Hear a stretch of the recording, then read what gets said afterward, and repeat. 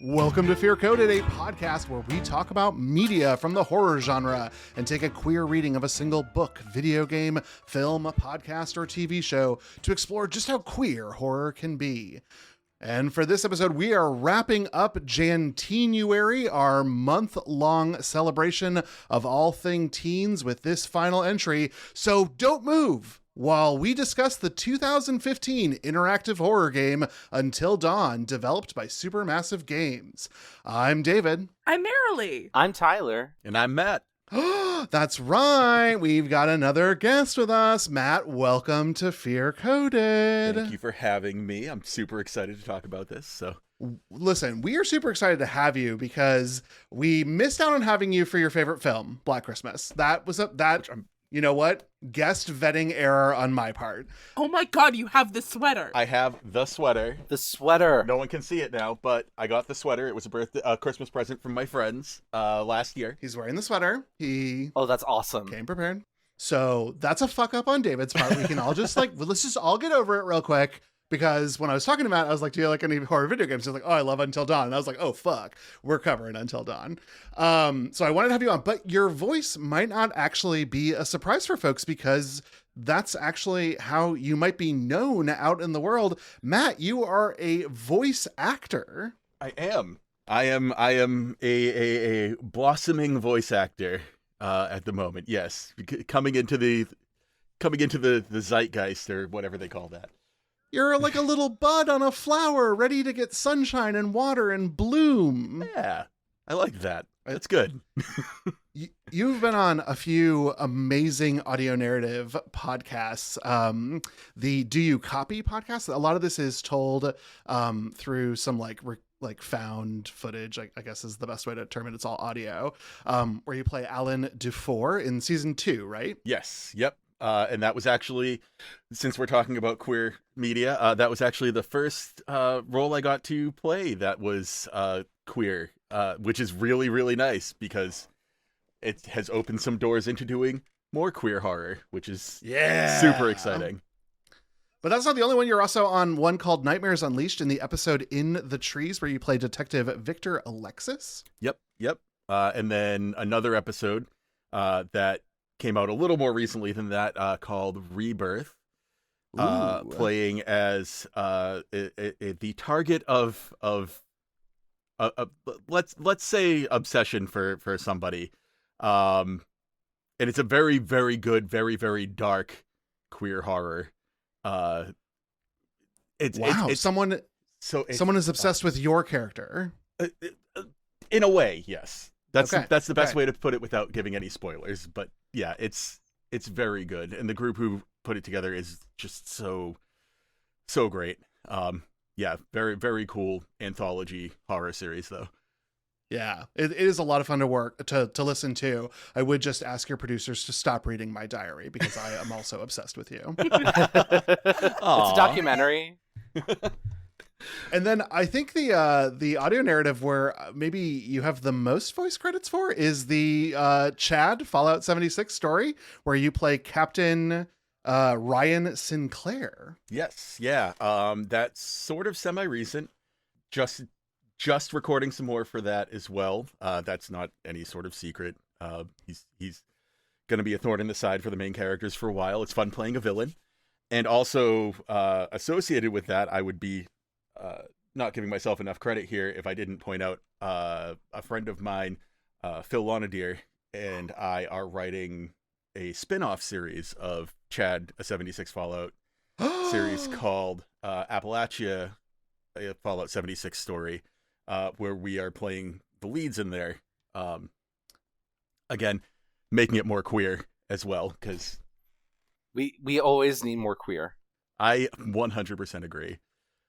Matt, because of my friendship with you, I have spent more time listening to the Chad Fallout 76 podcast than I did playing Fallout 76, which famously did not work for me. You know, it doesn't work for everybody, and that's I get that. But like the story is so compelling that I almost was like, should I go back and try this game again? And the answer to that question was no.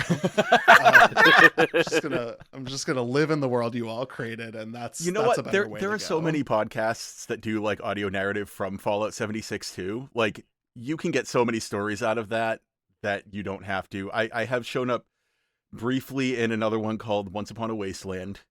That was a little while back. It was a couple seasons ago.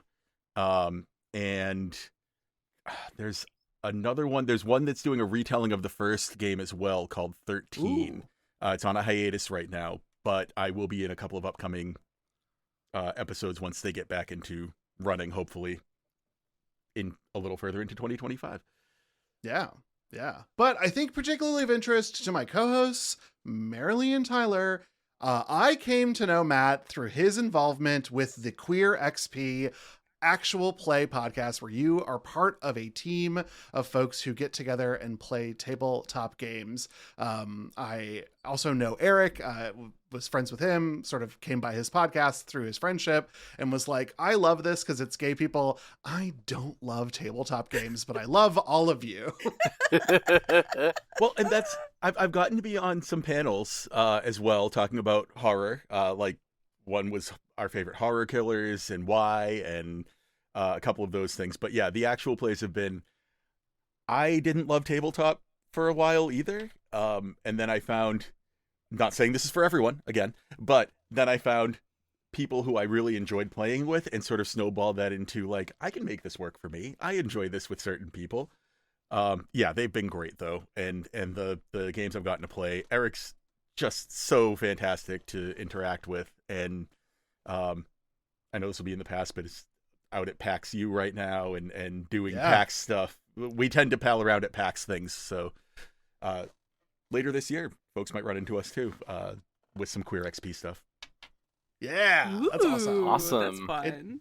It sadly missed my Spotify Wrapped this year, which I was a little devastating because it usually shows up there. But, a great love of mine. And again, it's just one of those things that I listen to, even though I don't quite get it. Spider-Man is one of those too. Listen, Marilee knows it.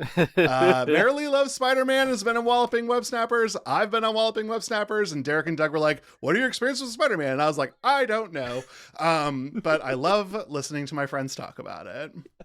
Listen, there's something so magical about people who are passionate about something talking about stuff. That's generally one of my like top 10 favorite things anyway, no matter what the genre is. So like if that works for you, David, that's great.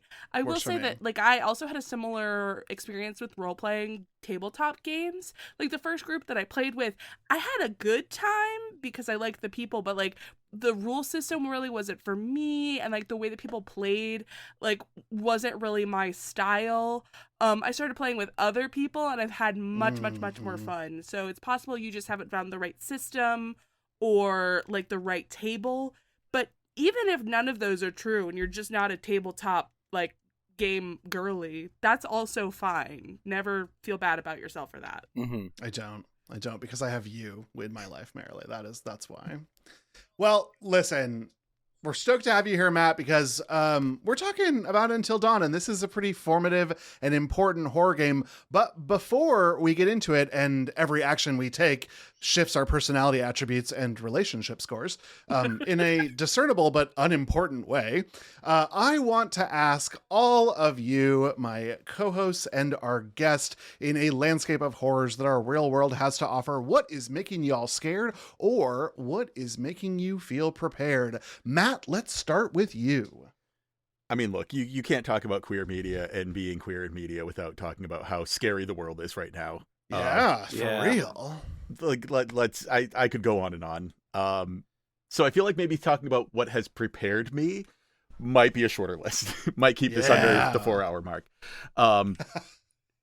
But just, I have made, especially since the pandemic, I have made some amazing friends all across the country, the world, who we go to each other, we support each other, we do stupid things with each other to distract, and then we talk about the deep stuff that we need to, so that we are feeling less scared. And I find that you get less fear when you're in numbers. And that's been the folks, again, the Fallout folks that I'm working with and my game friends that I play online with, it's become like a ritual and routine for us to just like cope together and band together. And, unlike a horror movie and splitting up all over the place, if you band together, you at least go down swinging together if something happens, I guess. Exactly. But also strength in numbers. So that's what's got me strength in prepared. numbers. I love that, Matt. That is such a great outlook on where we are, is that we make community and community makes us stronger to face the evils that we must confront. I love that. I actually have to say, Matt, like, that is the reason I'm feeling prepared today as well. Like, Tyler prepared. Yay. Yes. I mean, we were just talking about tabletop games, and I really love a lot of tabletop games. I love like discovering all these different rules and ways of play. And then of course just like these different like genres that you could play within, because the only restriction is your imagination. And I really lean into playing a lot of like horror tabletop games these days. And I've had a lot of people ask me like, why do you only like to run these horror games? And I actually find it really cathartic because of a lot of those reasons that you just said, Matt. Like, it's a lot of building community, coming together, facing the darkness together. But I also feel like it's very like cathartic as well when we're able to either like defeat the villain or confront the villain. Because I like to play, part of the reason why I love horror so much is that because it's about so many different things. And so whenever I'm playing these games or I'm running these games, I like to take the things that scare me and put them into the game in the hopes of creating something cathartic for people, something that people can recognize and be like, oh, well, they're an evil pharmaceutical CEO. And confront them.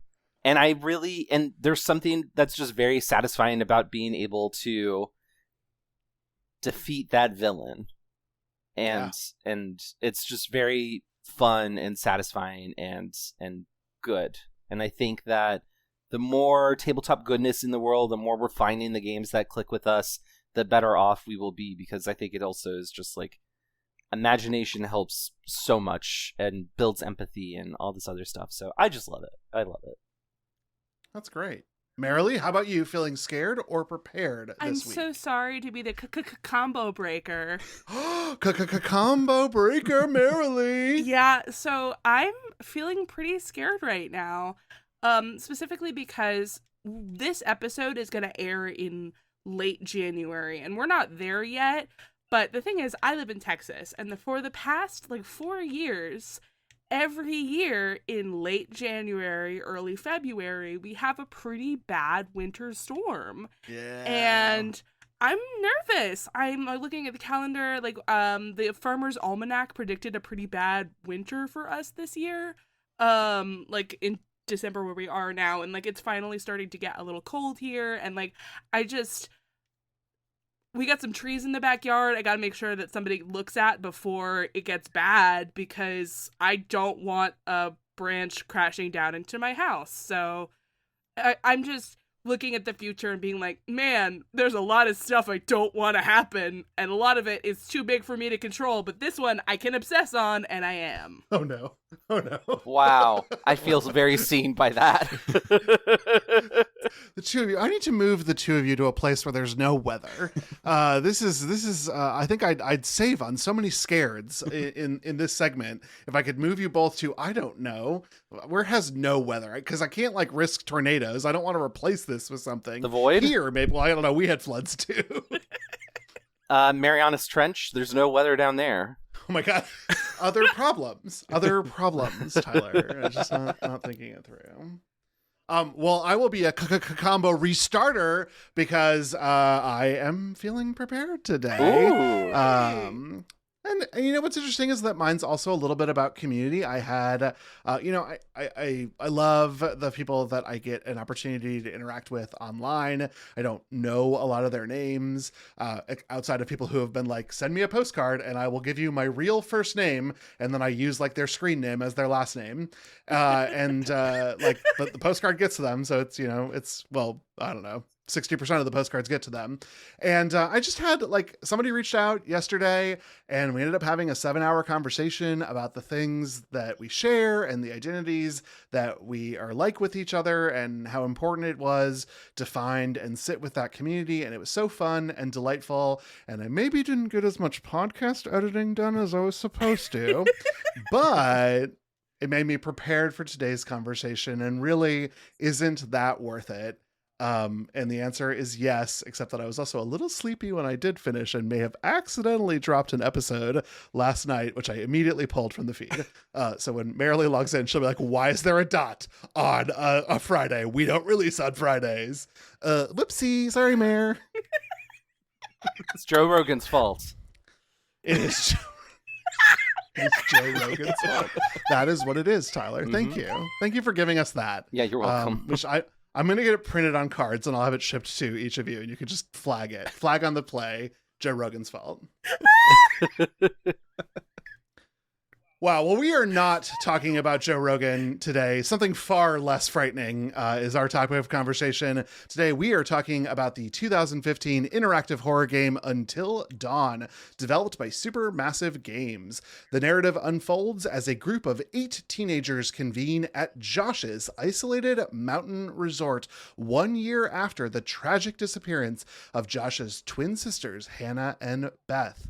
As the night progresses, the teens get separated, stalked by a mysterious man, and horrors both illusionary and very, very real.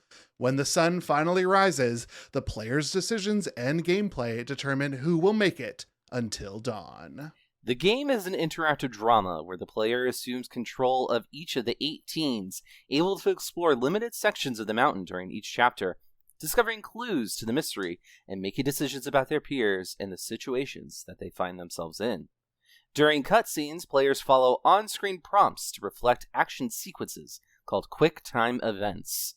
Failure of Quick Time Events has consequences on the progress of the narrative. The game is a linear narrative, but with a twist. The butterfly effect system, where choices made by the player changes the linear story path. The game contains 22 of these decisions, which the player makes while controlling the characters, resulting in hundreds of different experiences of the story. With a strict autosave function, players are unable to revert choices for unfavorable outcomes. What are our experiences with the game Until Dawn? Matt, let's start with you. As soon as I owned a PS4, I bought this game immediately. Wow. Again, huge horror fan, looked like a horror film, loved Hayden Panettiere, saw her face up there and was like, I need to play this, and immediately fell in love. Yeah. She said, I've got 6 lines in Kingdom Hearts 2, so while I'm here, I may as well record a horror game. Just kidding. It's totally different times.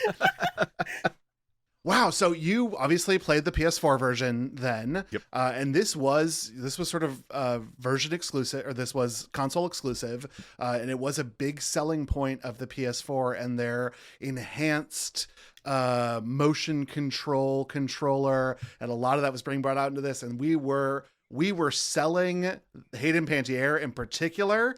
Rami Malek getting like 3rd or 4th billing is shocking to see because of how far his star rose after this game came out. But like, everybody looked really fantastic when this came out, and it really was an incredible console seller. So I'm really excited that you were part of that history, Matt. Oh yeah. I'm shocked that we didn't see. I mean, there's a couple of other folks like Brett Dalton in there, who you've seen in things, but I'm shocked we didn't see more stars rise off of this, to be completely honest. Yeah, honestly. We'll talk about the script, but the delivery is fantastic. Yeah. Everyone is so good. Some of the things they say are Doing their best. Marilee, what was your experience with Until Dawn? Well, so I watched a lot of Let's Players play this game. Like, I didn't have a PS4 when this first came out. Moreover, like, I'm not a huge video game girly. Like, I like games a lot, but it takes I don't have money.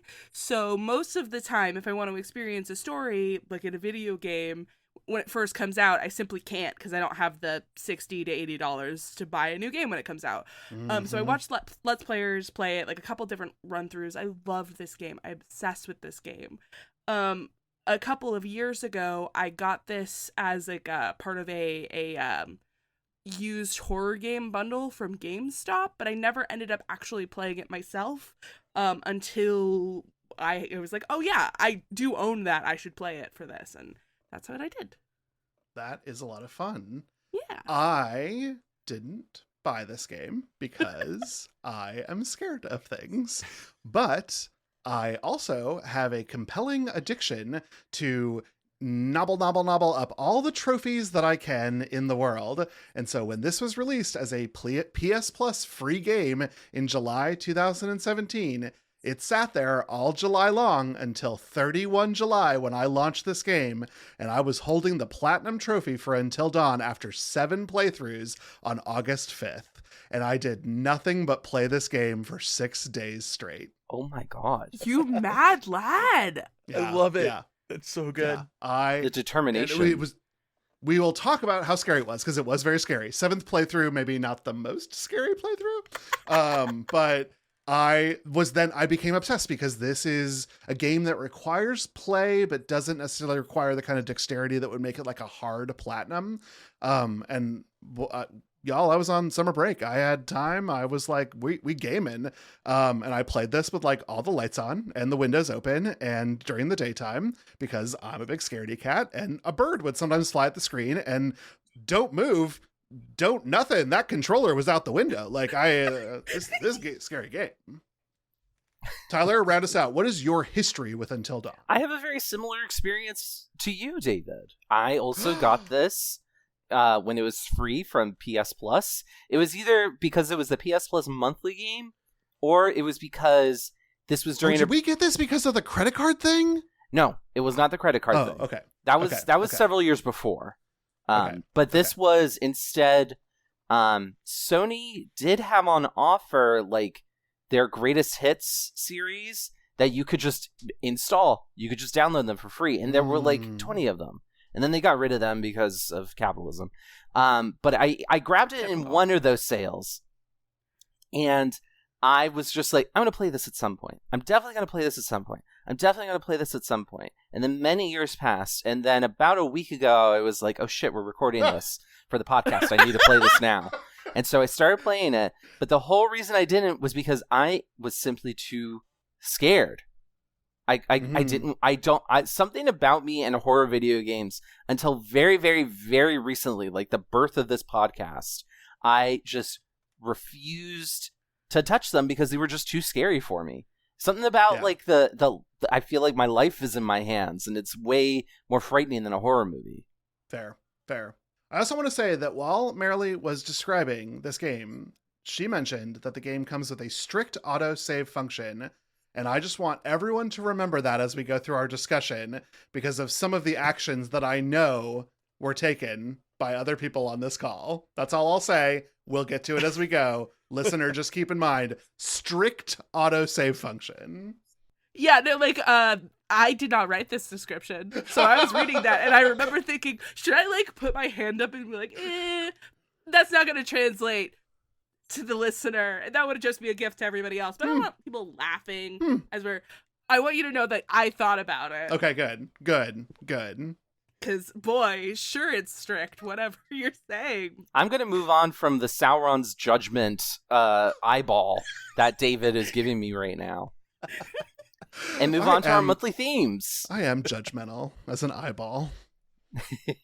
All January long, we've been looking at horror stories that center on the teenage experience, and now that we're wrapping up Jan-Tenuary, we're going to talk about our final monthly theme discussion that is about Until Dawn.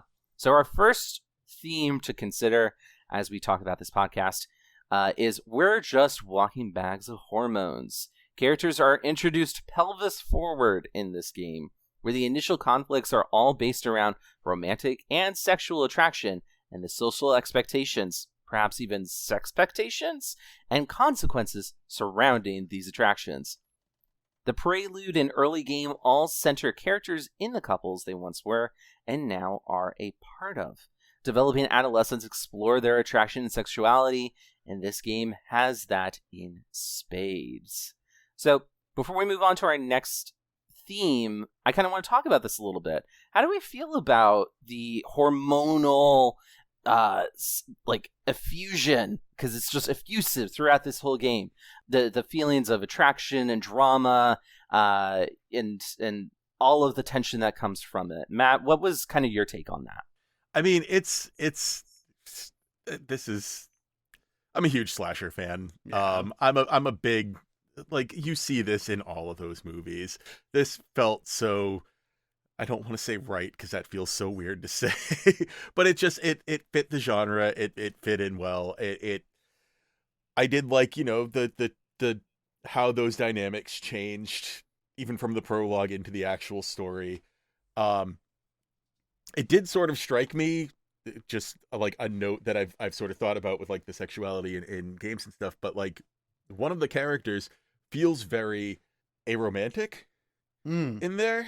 And that is Sam Hayden Panettiere, who is the only person who is not enwrapped in all of this stuff that you get to play as. And I found that really, really interesting to like all of this stuff is happening around her. And I'm sure we'll get into how like separated from all of that she is later when we talk about how things work physically as well.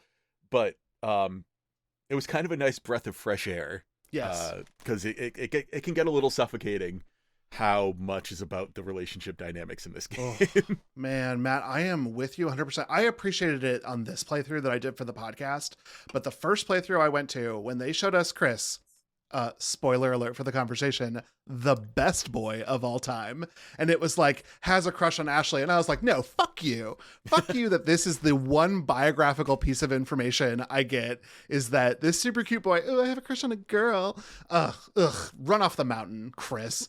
But now I love it, and I do think that when I first played this, I had no concept of the slasher genre, and now thanks to this podcast I've been drawn into it, and I'm now obsessed with the first couple chapters of like how Friday the 13th it just is, and I what I hated the first time I now sort of like love, because it's so pastiche and so homage.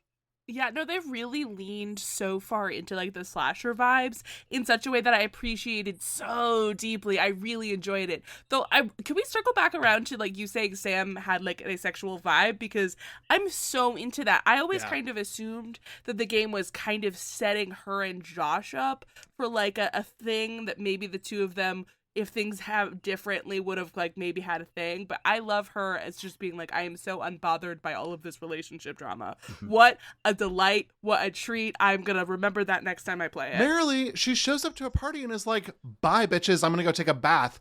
Queen. Statues should be erected. But like, have you seen that bathtub? I would also be like, later days, spending the whole weekend in this thing. Bye. Yeah, that is so fucking true, because even as spooky as that fucking bathroom was, it was big.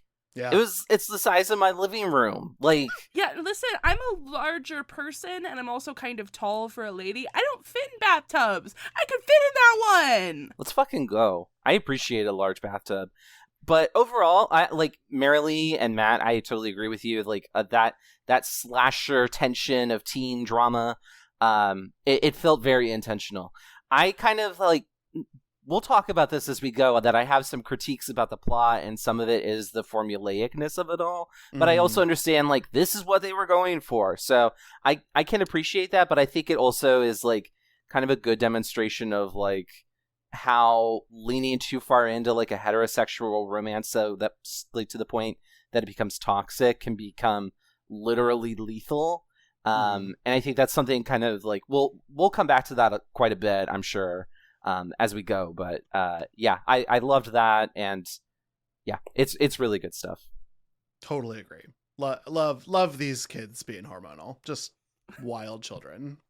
The idiots that they are. Do you know how old they were supposed to be? Like, I felt like sometimes their actions were like, this is a 16-year-old, and sometimes they're like, they're in their 20s probably. I was reading them all as 18-year-old seniors, like, because like we know Matt is in school, not Matt who's here with us, but Matt in the game, because he is wearing that. Oh man, that Letterman's jacket is just painted on him.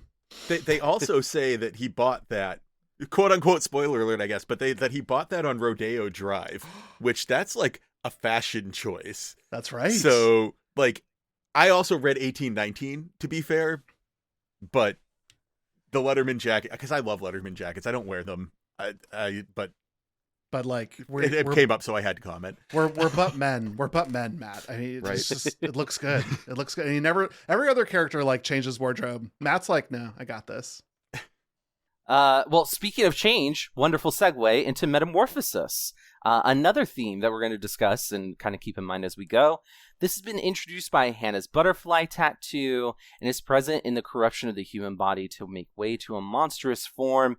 Change is a continuous theme throughout the game and, of course, throughout our teenage years and in the teenage years of our doomed characters. Doomed. Well, spoiler alert for the end of the game for some of us. I don't know what you mean by that. Matt, please save me. Tell me what you think about metamorphosis in Until Dawn. I think that that sums it up really well, especially Hannah's butterfly tattoo at the start, and the butterfly effect throughout the whole thing. Yep. Like butterflies are a thing in this as a very forward theme. I think change comes to some of the characters. Shout out to my girl Jess, who I'm sure I will rant a little bit about later on, because I think she gets a bad rap. But it's and in the physical with the creature that you see, you get to see some of these characters grow a little bit over the course of the like 10 hours that the game takes place, from the time that they again go from the prologue into this. Yeah. I feel like with some of the stuff that they had planned before, because I don't know how much any of you have read about like the beta or like the original, but characters, for instance, Ashley probably took the most change. She was supposed to be a recovering drug addict. Mm-hmm. In the original one, and there was supposed to be, as far as I know, some of that stuff being explored in the game. I'm kind of glad they took that out because there's a lot in the game already. But, metamorphosis, I think from the beginning was meant to be. So I like that. Yeah. You focus on this for a minute. Yeah, it's a really great pull. And frankly, we love to see it. Anytime you use your changing body as a teen to changing into a monster, I think is so fun and deeply relatable experience for when you are a teenager. So I just really love this little bit. Yeah. Especially when the monster is created by other teenagers, because if they had never pulled this prank on Hannah, none of the events of this game would have happened. Ooh, that's right. Yeah. Mm-hmm. Well, we'll get into why that is, but in order to talk about that, we need to take a moment to talk about the Wendigo of it all. One of the central conflicts that the teens face in the narrative is the presence of Wendigos, which deserves, I feel like, some additional background before we jump into the game itself. The Wendigo is a mythological creature, or broadly an evil spirit, that originates in Algonquin folklore. Much of how this game and other popular media refer to the Wendigo are based on early European colonial documentation about indigenous mythology, as well as Canadian and United States anthropological and psychological studies. These references to the Wendigo mythology are subject to a tremendous amount of European and colonial bias. So when you are hearing about the Wendigo on a WB show, or you're seeing it in a AAA game like this, just know that it is because a bunch of white psychologists went up and was like, where's the Wendigo come from? No, where does it come from? No, where does it come from? Needling out with really abusive interviewing techniques the idea of cannibalism that then we took back and incorporated into our mythos and understanding. So that'll work for the conversation of the game, because in the game, the Wendigo follows that lore about cannibalism. There's a malevolent spirit on the mountain in the game called Makapitu, which possesses and transforms the bodies of those who engage in cannibalism, which renders them monstrous and continually seeking new victims to feed on. But I do want to highlight some recent scholarship on the Wendigo mythology, namely from Ojibwe scholar Brady DeSanti's recently published article in the Journal of Religion and Popular Culture, that the Wendigo monster represents the antithesis of what the Ojibwe call Mino Bim Az Idwin, a philosophy that encourages individuals to remain in balance and harmony with their community. The disruption of that community at a larger level represents greed and evil of the individual over the community. And per DeSanti, this can apply to the concepts of American colonialism, Western expansion, and the gold and mineral rush, which is very important for this game, that the Wendigo, in fact, is a personification of the idea of selfishness from the community. Part of why we're bringing this up is that there has been a recent and per my research, unsubstantiated online discussion that there is a blanket cultural taboo of using the word Wendigo out loud. And while I want to acknowledge that the Algonquin peoples have a shared language, shared customs, shared mythology, they are not a unilateral organization. They are not a monolith of cultures. So there might be some things that are missing from tribal histories that have been erased due to colonialism. But in my research, there were only references to not using sacred or feared words out of respect and superstition, which is present in many non-Algonquin cultures, like the namesake of the word taboo itself, which comes from tapu in Tongan, or direct mentions of evil biblical spirits or even Satan themselves. More examples are present in cultures across the histories of this globe. And so we're not doing this to be harmful. We are not mentioning this word to invoke any sort of evil spirit. And I also want to recognize that when we talk about other cultural issues, we have not shied away from using terms like Satan or anything like that. And so we are going to move forward in today's conversation using the game's term Wendigo to refer to the monsters who hunt the teens in the story. Do any of y'all have any thoughts on the Wendigo of it all before we continue on? Mostly just really thank you for doing the research on this.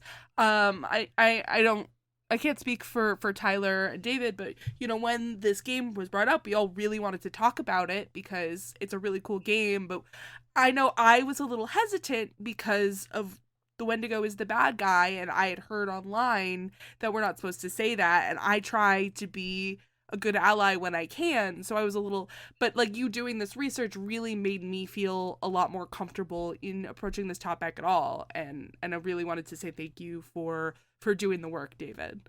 Yeah. I want to echo that sentiment as well. So thank you for that, David. But also to any listeners who, disagree with what we've discussed, of course that's totally within your right to do. We are constantly learning on this podcast. We are regularly wrong, and willing to admit it. So, please also keep that in mind as well as we go forward, not just with this episode, but all future episodes, that we are people who love to learn, and in a way that we love to be wrong because it gives us an opportunity to learn. And so, if we ever do anything that is disrespectful in any way, please understand it is also not intentional. But it is something that we are willing to be accountable for, and to learn from should it come up. Yeah, I'll echo all of that too. To be fair, especially the learning. When this was brought up, because David wanted to make sure that I was also going to be comfortable talking about it. I did a little bit of my own research, especially concerning going to Until Dawn and people's impressions of it, and most of what I found as far as that was concerned were. I found a few people who said that they actually felt like the depiction of the Wendigo in this was closer than most media makes it. And, I don't think anyone was raving about oh yeah, they nailed it, spot on. But they were, you see Wendigo comes up a lot in media. Fallout 76 even. It's one of the cryptids in that. Yeah. And it's not depicted in the same way. It's in a very, again, Eurocentric, what's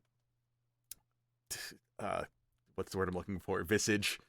And so, no, thank you very much for doing this research and for prompting me to do a little bit of my own research to see this too.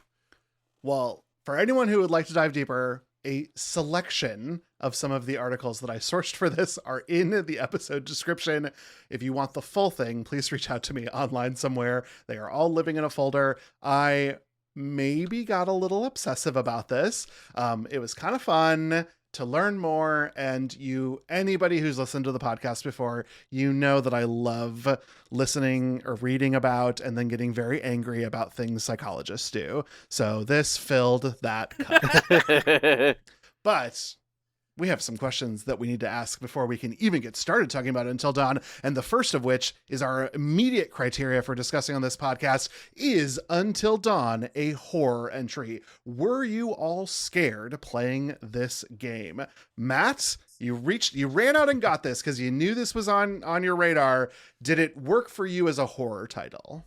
Oh, 100%. Yeah, the again, from the genre and the stuff that wasn't quite so scary to the quick time events where don't move. Yeah, okay, sure.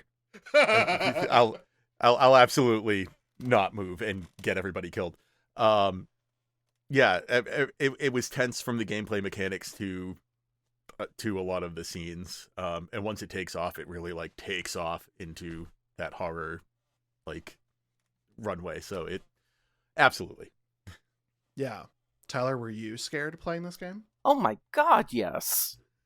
I got jump scared numerous times by this fucking game. The deaths and overall violence are also quite gruesome and shocking as well. When I discovered my first dead teen, I was just like, holy shit, they really did that to them. And it was, I thought it was very effective. I will say that much. Jump scares are often seen as being like cheap and easy, and while I do think there's a couple of those, there are many, many, many effective jump scares in this game that left me unnerved, but also kind of laughing afterwards, which is the experience that you want to have after like a really good jump scare. It's about the catharsis. Yeah. The catharsis of it all. Yeah, I couldn't think of a game that's more in the horror realm personally. Like, not only is the topic and like the substance, like in the story of the game, the visuals of the game, but like even the mechanics of the game are designed specifically about like scaring you, and I think that that's something that video games can do uniquely well. Yeah. I was very lucky. I pitched this game for the podcast because I knew that I had played it enough that I would be able to get through it without being so scared that I couldn't take notes. So I had an inoculation. Inoculations come from needles. Dr. Hill asks you if you're scared of them. If you are, they show up in the game. So it is scary at an aesthetic level every time I have played this, but I am a little bit more prepared for all those jump scares now on, I think, playthrough 9. Jesus. You're a mad lad. I'm a mad lad. Mad lad. I'm scared of spiders. So I said that I was scared of spiders, and then the next time we went to Dr. Hill's office, he had like a giant tarantula just in a jar on his desk, and it was like, I should have seen that coming, but frankly, I don't appreciate it. Yeah. Well, we'll be talking about Dr. Hill and all of his creepy little questions as we go. Yes, but, being in a horror thing is not our only consideration. We must also ask, and this is very important, is it queer? What do we think? Is this game queer? Matt, you look like you want to say something. Please share. I want to say something so bad. You should do it. I do and I don't. Like, on the surface, no. This is like the straightest horror game I probably have played in a very long time. But if you dig in a little bit, you can kind of see a little bit of the look. Okay, I get how shipping works. I was young once. Like, you mentioned Chris. Yeah. Let's bring up Chris. But yeah. Yes, but only trait is has a crush on Ashley. Yeah. But the rapport between him and Josh felt very unrequited. Like, as far as I was concerned, that was a love triangle. Oh yeah. But so here's the thing. In the remake, I don't remember it being in the original, but in the remake, when you're walking around at one point, like early on one of the trunks of a truck in one of the parking lots, someone has put a heart with Josh plus Chris on it. And I don't know if Are you kidding me? I don't know if that was the devs just having fun because people have brought it up in the community so much, or if that was like somebody wrote that on there because that's what high school kids did when there was like, the game does go into some like weirdly little toxic comments about like the guys liking each other or whatever. Yeah. But when I saw that, I was like, is that supposed to be like just a little bit of a hint? Is that are you telling me something that should have been there that I should have been picking up on and I got? But yeah, on the surface, no, absolutely not. This is a heterosexual like smorgasbord of horror. I think that there was more potential there for it. We have a term that we sometimes throw around, obnoxiously heterosexual, that I feel like this one gets. But then soon it's all about death. So that's when I was like, this is great. You deserve to die because you all had crushes. Only Sam can live. Just kidding. Arrow Ace Sam over here. I will tell you who deserves to live and die. The arbiter of life and death. David Arnold. You called me Sauron earlier, and I will decide. I will cast my eye on those who shall live. I do think there is some fun, like, easy queer coding in some of the conflict. I think Hannah's whole like being teased for liking someone is an experience that queer people can get behind, I feel like, pretty easily, especially because it's Mike and we all love Mike. Well, maybe not at first, but later Mike. Do we all love Mike? Marilee, I'm excited about this. This is going to be a hot episode. I do think Josh's also continued struggle with the machinations of horror that he has made for his own world is kind of a queer lived experience thing for those of us who aren't able to come out or aren't able to be ourselves. And then I do think that the very nature of the evil of the Wendigo and the representation that has for individualism versus the community is telling me something about queer community. But I think that's a thesis that I'm giving a lot more gas to than the game is. Yeah, that's fair. I'm pretty infamous for saying, yes, it's all queer. So I was a little hesitant to like do this bit, but like, because the thing is, you're right. It is a heterosexual simulator until the murder starts. It is a heterosexual simulator. Such a good term. But you know, like that's the thing with you know, queer people analyzing media is we're always going to dig deeper for that extra layer. And I truly do think there's a lot of really fun themes that you can analyze, a lot of different interpersonal stuff going on that you can like really try and sift and sort through, and you can find your own queer meaning there, no matter what the devs intended. Yeah. I really do love that idea. I'm gonna echo Marilee as well. Marilee with the wonderful points. As always, just like if you want things to be queer, then like you can find it. Like try hard. I'm paraphrasing you. I don't want to plagiarize. And no, that's what I'm blaming it on. I can't remember the fucking line. But yeah, you know. 20 podcast episodes. Everything can be queer if you believe hard enough in yourself. Tyler, write that down. Listen, I'm paraphrasing. It's an episode from Always Sunny. Where Max says that if you try hard, first of all, through all things are possible through Jesus, so jot that down. And also, if you try hard and believe in yourself, like I just kind of smashed those two things together. Yeah, it's ours. So if you try hard and believe in yourself, anything can be queer. So jot that down. There you go. Tyler. Yeah, that. David, if we could just edit it so that we just replace Marilee saying that with. I'm actually going to double. I'm going to slow us down, and double the audio. It'll just be this playing twice. Well. Matt, it's like I said, we're happy to be wrong on this podcast. So, but even if it's between co-hosts, I do think my point being, though, that there is a lot of toxic heterosexuality in this. We like to talk a lot about heteronormativity and what is like the heteronormative ideal, which is wife and husband, 2 kids in the yard. And in this game, I think we see that again taken to an extreme level.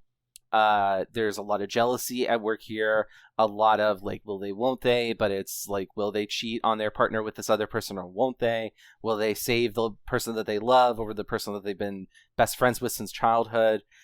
There's quite a lot going on in there, and because so many of these tensions result in death, I think there is something to be said about like how, you know, in a teen slasher or just in a slasher in general, if you lean too hard into those tropes of like, oh, I'm so in love with them, but they're dating this other person, blah blah blah, and you take it to like a really antagonistic, toxic level, it can lead to death. But even then, that's not always the case, depending on how you play this game, which is part of what makes this game so fun, and I really enjoy it. All right, well then let's start talking about the game. But before we get into the plot, I just want to do some table setting on some of the game itself. And we'll start with some game mechanics. So we mentioned this earlier, but the narrative is told with these quick time events that will show up on the screen. These go all the way back to the Cusa series that help create some player input during an otherwise static experience of watching players on the screen. Famously, those QuickTime events didn't do anything if you failed or succeeded. They just gave the player the idea of victory or failure. And they've been done in this sort of interactive storytelling 100 times. So if you've played a David Cage game, you know this. Obviously, this entire Dark Anthology series uses QuickTime events very effectively. You get some tutorials on this in the prologue and the first chapter, whether that's being Beth and following after your sister, and having to make quick decisions, but quick decisions that don't necessarily change anything.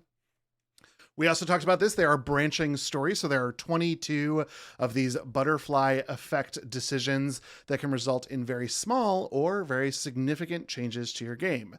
So example, we're not going to talk about it in depth in chapter 1, but Sam has the opportunity to look through Chris's bag. If you do, you get chastised. If you don't, he's on your side. That is a very, very small outcome to one decision. You can also choose to shoot an air rifle at a squirrel, which has a very big impact later in the game. And so the game is giving you everything you need to understand that you can really fuck up with the decisions that you make, and they are going to last with you for a long time. This is also a goody-goody collectibles game. So there are scattered collectibles throughout the mountaintop that resolve 3 of the larger mysteries that the teens face. First, what happened in the mountains in the 1950s, then what happened to the twins, Hannah and Beth, and finally, who was the masked man and psychopath who hunts the teens. There, of course, is a special type of collectible, and these are the totems that are scattered throughout the mountain. When your player picks one up, you are entreated to a little experience where they have a flash of the future, either something good happening, something dangerous happening, or the death of one of them. And keen players could recognize things and go, oh, if that's going to kill me, I won't interact with that later. Or dum-dums like me could be like, ooh, it's funny, and then pay it no mind as you keep going. We're going to get to versions, but I will say Matt and I have played the remake, and the remake totems are a pain in the ass. Ooh, interesting. You have to rotate them in your hand to find the crack in the totem. Didn't love that. Didn't love that at all. Wasn't the best. No. Didn't need to be added. I was like, where the fuck is this damn crack? Show me this death. I know it's Emily being shot. No, but they did add a couple of extra collectibles in there.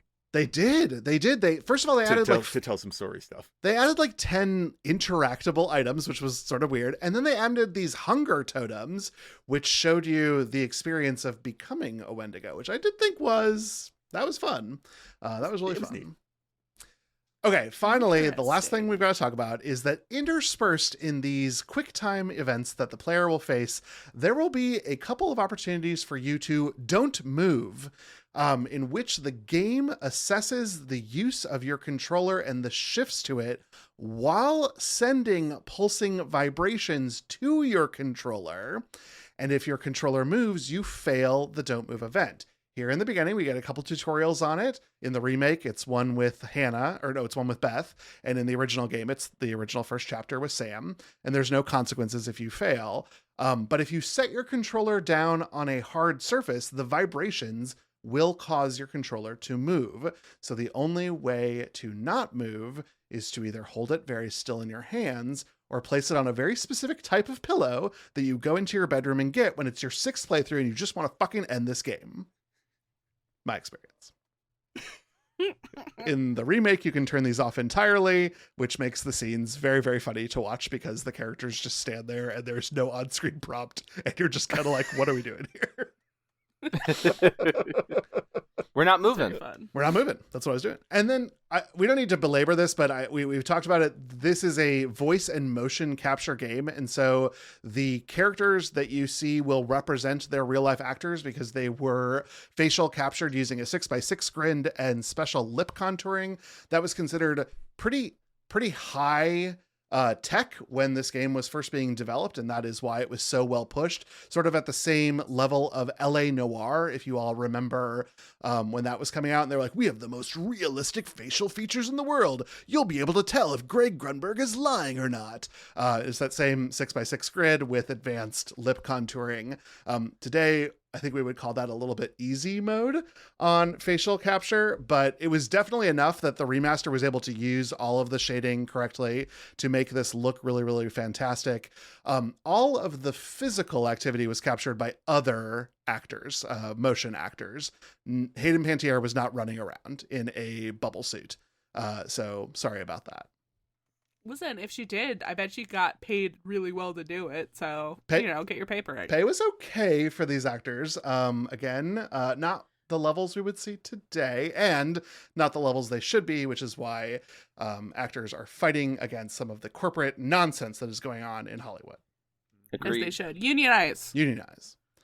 And then I've said it, Matt and I have played the remake, Tyler and Marilee only on the OG. Matt and I have played the OG as well. I will introduce when there are big changes to this content as we go through, but the biggest one is the prologue. So I saw in the notes that the prologue was really changed in the remake. I simply can't wait to find out more about that.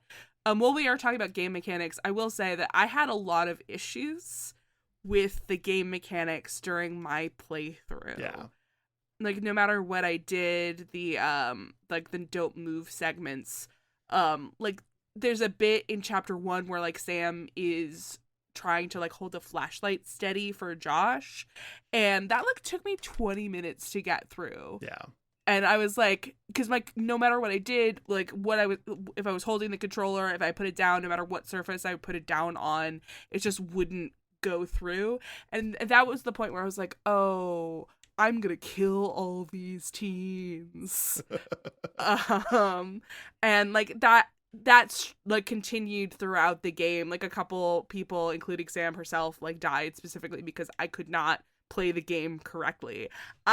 This is true, I bought a new controller about halfway through the game to see if it would help. It did not. Okay. Yeah. So hearing that they changed that in the remake, really, I'm glad to see that. Like, I don't know what exactly the issue was, but I'm glad that to know that other people won't have that problem. The console itself can also have a receiver issue interpreting the signals from your controller. This was, while wonderfully received by a lot of the gaming community, the accessibility community wasn't in love with a lot of this game, and I will say Supermassive took that feedback very seriously. The accessibility options in the remake are fantastic. Auto-complete QTEs, center QTE prompts, increase QTE prompt radius so that the prompt is larger. There was another one. Make them all the same button. This really, we paid attention to the disability community very, very well, and that is why we have these great accessibility functions on the remake. The original version, though, was well criticized, and for good reason. Mm-hmm. Yeah. All right, well, let's dive in and let's start tracking these teens, but we'll actually start a year before the events of the game itself in the prologue, where the player controls the character of Beth, twin sister of Hannah and sister of Josh. Beth and her friends have enjoyed a night partying in their family's mountain lodge, and Hannah, who has a crush on their friend Mike, is tricked into a prank by the others and then runs out of the lodge embarrassed. Beth follows after her sister, and the two are hunted in the woods by something. Whatever is chasing them corners them on a mountain ledge, and they fall. Hannah, held by Beth, who grips the ledge when a masked man appears to help. Regardless of the player's input to drop her sister or not, Hannah and Beth both fall, presumably to their deaths. What an entrance. Great Mhm. start of a game. Matt, how did you feel like booting up the PS4 for the first time and playing through this prologue? I mean, echoing what Merrily just said, like, what an entrance. What a start to this whole story. God, it made me hate the cast.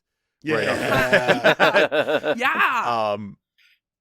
And I'll get into, because I feel like David's going to bring up some stuff about how the prologue expanded in the remaster. So I'll probably backpack onto that a little bit later on.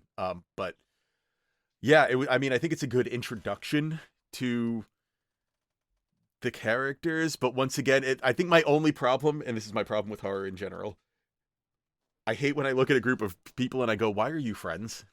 Why are they? Like, we yeah. know, like Chris and Josh are friends because it'll actually tell us that story. But everyone else, like, Emily, why are you here? Who do you like in this group? Well, and that's the thing is, like, again, the prologue I think does a better job in the remaster of at least showing some of those dynamics. But I'm like, seeing characters later on that I didn't feel like would be in on the prank. I don't know. It's a great entrance and it's a great start to the story. It kicks off with a bang. I have mixed feelings on the original versus the remaster of it. Yeah. Can we get into that? Because I'm terrified and fascinated. Mm-hmm. Yeah. I'm excited to tell you that we add a lot of depth to this. First of all, we put a couple more tutorials into Beth's section, which I think are very nice. We allow Beth to be a little bit more lived in her world. She can actually explore a lot of the lodge, which is kind of fun. There's no reason to, but you can, which makes it a little bit more of an interactive simulator than the rail shooter that it was in the original, where you were just going down this track. And then for the entire prank, we drag out the building of the prank. It is overlaid with some pop music. We watch Emily really give her thesis, which she does in the original, but because they add spacing and the music to it, it seems a lot more earned. Sam's displeasure is a lot more visible in the remake. And every character's willingness to participate in it is also a lot more. When I played the OG, I kind of forgot that Matt and Ashley were part of this prank. Truly and honestly, I was like, "Oh, are they just new? Like they're new boyfriend girlfriend? Like they weren't even there last year." Matt was the one who was holding the camera. Yeah. And so like that, like my first experience with this game was like in the year it came out. I watched a couple different YouTubers play it. So I experienced the story for like multiple different angles. And so I didn't really like most of the cast for like years because of this, because of what happened. Like I've softened a lot in between, and I have a lot more fondness for a lot of the characters now. But like specifically, Sam, who wanted to find Hannah to stop this, Josh and Chris, who are both passed out, are like the only ones who aren't in on this, and everybody else is just like watching as this goes on, and which I always really hated. Yeah. It seemed like it was instigated by Jess and Emily, and Matt, Mike maybe was into it, but I don't know how involved he was in the planning of it. But Matt was holding the camera, and that is never really sat right with me. Yeah. I was gonna say like about this prologue, just like I don't know, I felt a lot of sympathy for Beth, like a little bit more than I did for Hannah, and I think that's not necessarily anything to do with the story, but I think it's just interesting that if this were told purely in like a film medium, the source of empathy is going to be for Hannah, but because I'm playing as Beth, I actually did feel a little bit more empathy towards Beth and what ended up happening to Beth because I was playing her. Yeah. So I think that's kind of like a neat thing that this game can do in its attempt to recreate a horror movie within a video game medium that just film itself would not be able to do. That's such a fun point. I think that because in the original, I felt more sympathy for Beth and less sympathy for Hannah, because and something they fixed in the remaster was the note that gets left for Hannah. It is much it is much more in-depth, and it makes it sound more like Mike is leaving Emily rather than like, hey, come upstairs and fool around with me behind my girlfriend's back, because I didn't feel bad for Hannah for doing that. That's not a, like, I get it. I've been the Piner. I've been a teenager. I think we all have. But it was hard for me to feel... I skipped teenagership, actually. Honestly, I'm so proud of you, and I think you should write a book to instruct Yeah, others. I went straight from child to adult. It was very weird. My parents were confused. It sounds painful. It was not fun. I'm so sorry for... I mean, I'm glad you didn't have to deal with all of that, but I'm so sorry for your loss. Yeah. But yeah, they made me feel a little more sympathy for Hannah in that. And they also, there's a very small, very tiny change that they made that made me like Mike a lot more. Even though it's only like a very little thing. Because you do get to see like Emily and Jess talking like friends, kind of. Emily kind of bosses Jess around a little bit. But Mike, in the original one, this feels so granular to bring up, but in the original one, when it's just him and Hannah in quotes, and she starts taking off her shirt, he goes, wow, or does like something where they took that out in the remaster, and it made... What a great thing to remove. Well, and that's the thing, is like Mike, even in the game afterwards, I didn't feel like he was that type of person, like, except for with Jess. Yeah. And then, so I guess like the lead up felt a little bit more, he felt more like he was a pawn in this than he was a like planner in this. And it felt a little less like he was a complete scuzzball at the beginning. Yeah, because that was the thing. Like, I hated Mike for years, specifically because of that. Because, like, presumably they are they're teenagers for real, and she is under the age. So, like, he knows that, like, she's being filmed, and, like, he starts to take off her shirt, and he's like, great, this is fantastic for me. No! What are you doing? Yeah. So... Now, I will say... Great that they removed that. Because they removed that, and they do a little bit of extra staging where Emily is telling everyone to stand, my little meter on who I liked for Emily decreased. But really, Emily is supposed to be the, like, suck of all of your negative energy, and then when that's being told to me, I turn out loving those characters. So, Emily, same girl, Emily, like you and me. Nobody could make me hate you, Emily. Well, I hated her.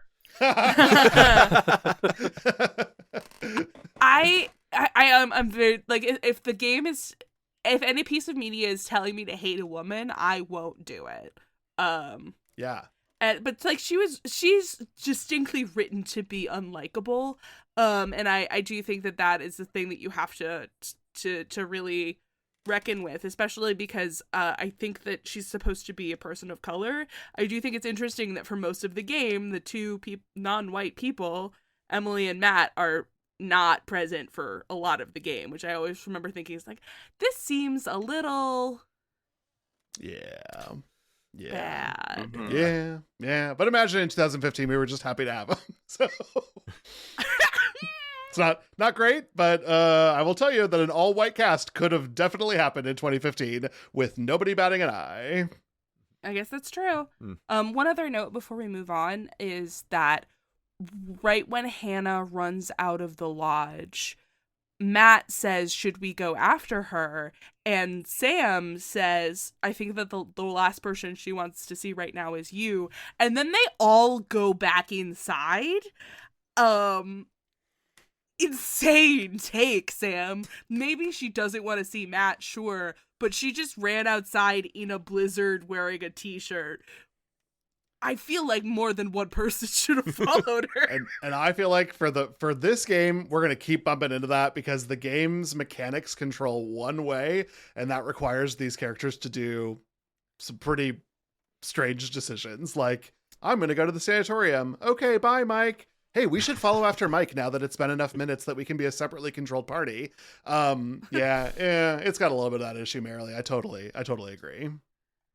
Well, after the prologue, the player is introduced to Dr. Hill, introduced as the Analyst. He conducts an exercise at the end of each chapter to survey the player about their fears. Your answers result in cosmetic changes to the gameplay and very minor dialogue changes. A title card to open the chapter tells us that it is 10 hours until dawn. This title sequence will come during every chapter opening, along with one of two names for the chapter. For chapter 1, it is either Friendship or Memento Mori. It's a year later, and the group of friends have all been invited back to the lodge by Josh. The player controls Sam, Chris, Jessica, Matt, and Ashley as they head up to the lodge. This provides an opportunity to introduce the mechanics of the game, including quick-time events, branching stories based on player decisions, collectibles, and the series signature don't move sequences that we discussed earlier. So what did you all think about Chapter 1? I think it's a solid introduction. Yeah. It's, you kind of get to see what those dynamics are. They give you the little, like, zoom in with, like, their traits, like, confident. Yes. Academic, like all these other things that you'll only see like one of these traits as you're playing through. Again, it still left me wondering, like, how are these people still friends? Like, why did all these people show up?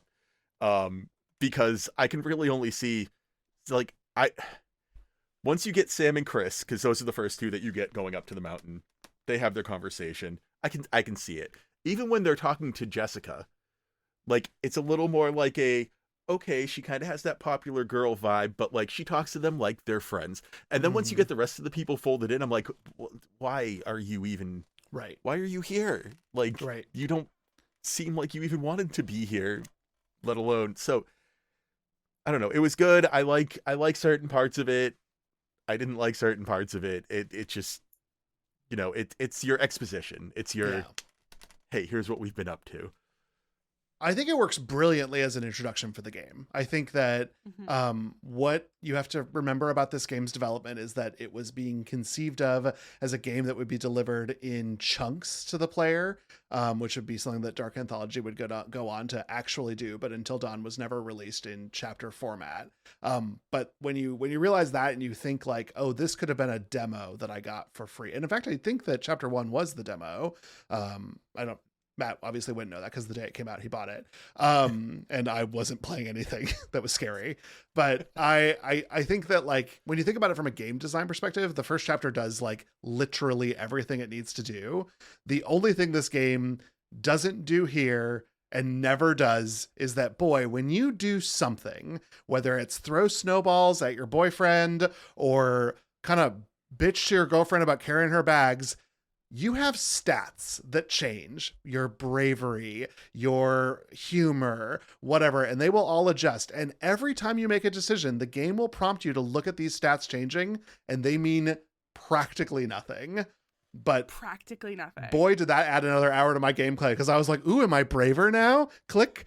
And I would look at that and I would watch the bars go up and I'd be like, ooh, that's very satisfying. I like that. So in essence, it did work because you got more game time in. So that time per dollar, ratio. That's true. That's true. Yeah, I also did the same thing. Yeah, no, for sure. What do you remember about your stats? Because I remember that by the end of my playthrough, Matt in particular, he had like absolutely zero honesty, but he had maxed out bravery, which I remember was interesting. I think that my Ashley, her bravery score was really low, but she was very compassionate. No, those are the only stats that I remember. I remember I accidentally made Mike the most dishonest motherfucker on the mountain. Yeah. It had no repercussions whatsoever, at least that I knew. No, like the same. Did I say Matt or Mike? I meant Mike. Yes, Mike. Matt is in a Letterman jacket. Listen, 4-letter M names. They're all 4-letter names. All these characters have small names. They're all the same. It's very frustrating to write the notes for. Emily, Ashley. The only ones I like are Sam. Sam is it, because I loved writing Sam's name down because she's perfect. I'll just say, like, Kyrie Main. I think this is the point also where we start getting a little bit nervous about, like, oh God, I have to make sure that this person lives, so I have to make the right decisions. Marilee and I kept on going back and forth about this because we were team OG game and first time playing. Marilee, like, how did you feel about this experience trying to keep people alive? It was really frustrating for me because, like, I knew that there are some things that I needed to do, but I couldn't remember because I hadn't really interacted with the game since it first came out. But even still, like, I kept making choices to try and keep, like, the group is like, you're supposed to be friends. You're supposed to, like, keep, and like, keep party cohesion together. And it kept backfiring because they kept getting into worse fights because I wouldn't let them have little tiffs. And, like, really bummed me right out. I had a very similar experience where I come from teenage years and adulthood full of BioWare games. And so I consider myself the fucking Michael Phelps of choosing the right choice in a dialogue-based game. And you know what happened? Fucking nothing. That didn't teach me shit for this game. I love this. I love that Tyler has been so coded by video games that he'll, like, look at his party. He's not going to roleplay the experience. He's going to be like, oh, Morgan's with me? Yeah, fucking orphan. Like, fucking orphan. I want those friendship points with my girl. Come on. And then later when Liliana's there, you're like, oh no, let's build an orphanage. I love little children. So you can get them with her. I know you. I know who you are. I was Two-Face that all over Dragon Age Origins. It was just like, yeah, Morgan, we should kill the orphans. And then not Marilee, Liliana. I would just be like, yeah, the orphans, they matter a lot. And then Augra and I would just be like, yeah, let's go drink. And then to the dog, I would just say dog things. Tyler, your honesty score was the low one. I think it was at the end of the day. See, by the end of this episode, we will discover that, yeah, it sure as fuck was. Will we? I'm going to pivot now to talking about Peter Stormare as Dr. Hill. Love that. He's great. He's doing it. Oh, he's doing the most. I totally forgot that he was in this game. I know Grace Zabriskie is in The Quarry, which is kind of the spiritual successor to this game. And I'm a huge Twin Peaks fan, so I love seeing her. But seeing Peter Stormare in this, just doing the most, as I said, like it was such a delightful experience. Looking at these notes, I see, David, you have something to tell me about Mr. Stormare's mouth, which I'm very interested in hearing about, because when I was watching that man talk, I was like, boy, those lips keep lipping. So it's fascinating because when you watch scenes with Dr. Hill, the mouth always is the most unsettling thing. And there's some great behind the scenes videos that unlock through, I think, gameplay, Matt. Yeah, I think it's just gameplay. I don't think you have to achieve anything. And they had one with him, and I was floored that a lot of that is this man doing that with his mouth. There's obviously, he is not on screen. This is a computer animation. But when you watch him in person, I was getting just as heebie-jeebed as I was in this psychologist office. First of all, psychologist, my red flag is up. And then second, he just sometimes will just like hold his teeth out past his lips in a way that I'm trying to do it right now, and I can't even do it. It's really scary. Like, oh, I loved it. I loved Stormare. What a get for this cast. Mm-hmm. Yeah, no, for sure. Like the thing is that the crafty was out that day, and so he just had to eat the scenery. That was nice. Marilee. It was nice. Also, in the interest of following what Marilee said before the podcast, but I know I'm probably in the minority here, but with Dr. Hill, can I just say something? Yeah. You're in a safe space. Oh, can I just? Can I just? Oh, yes. Look, I would have Daddy, gone back to may that I? psychologist. I might be one of the only members of the Peter Stormare Please Talk Down to Me fan club, but I was ready to get analyzed. Ooh, the entire game. Listen, I'm so sorry. That's so deeply unethical. Please don't date your psychologist. Stop seeing him and then have a drink after. As a licensed mental health professional, I will tell you, you can't fuck a client. You can role play as their therapist in a consensual sexual activity if you have never involved therapy with them, and it is hot, and you should do it, Matt. Thank you for your time. Peter Stormare, come on the podcast and talk down to Matt.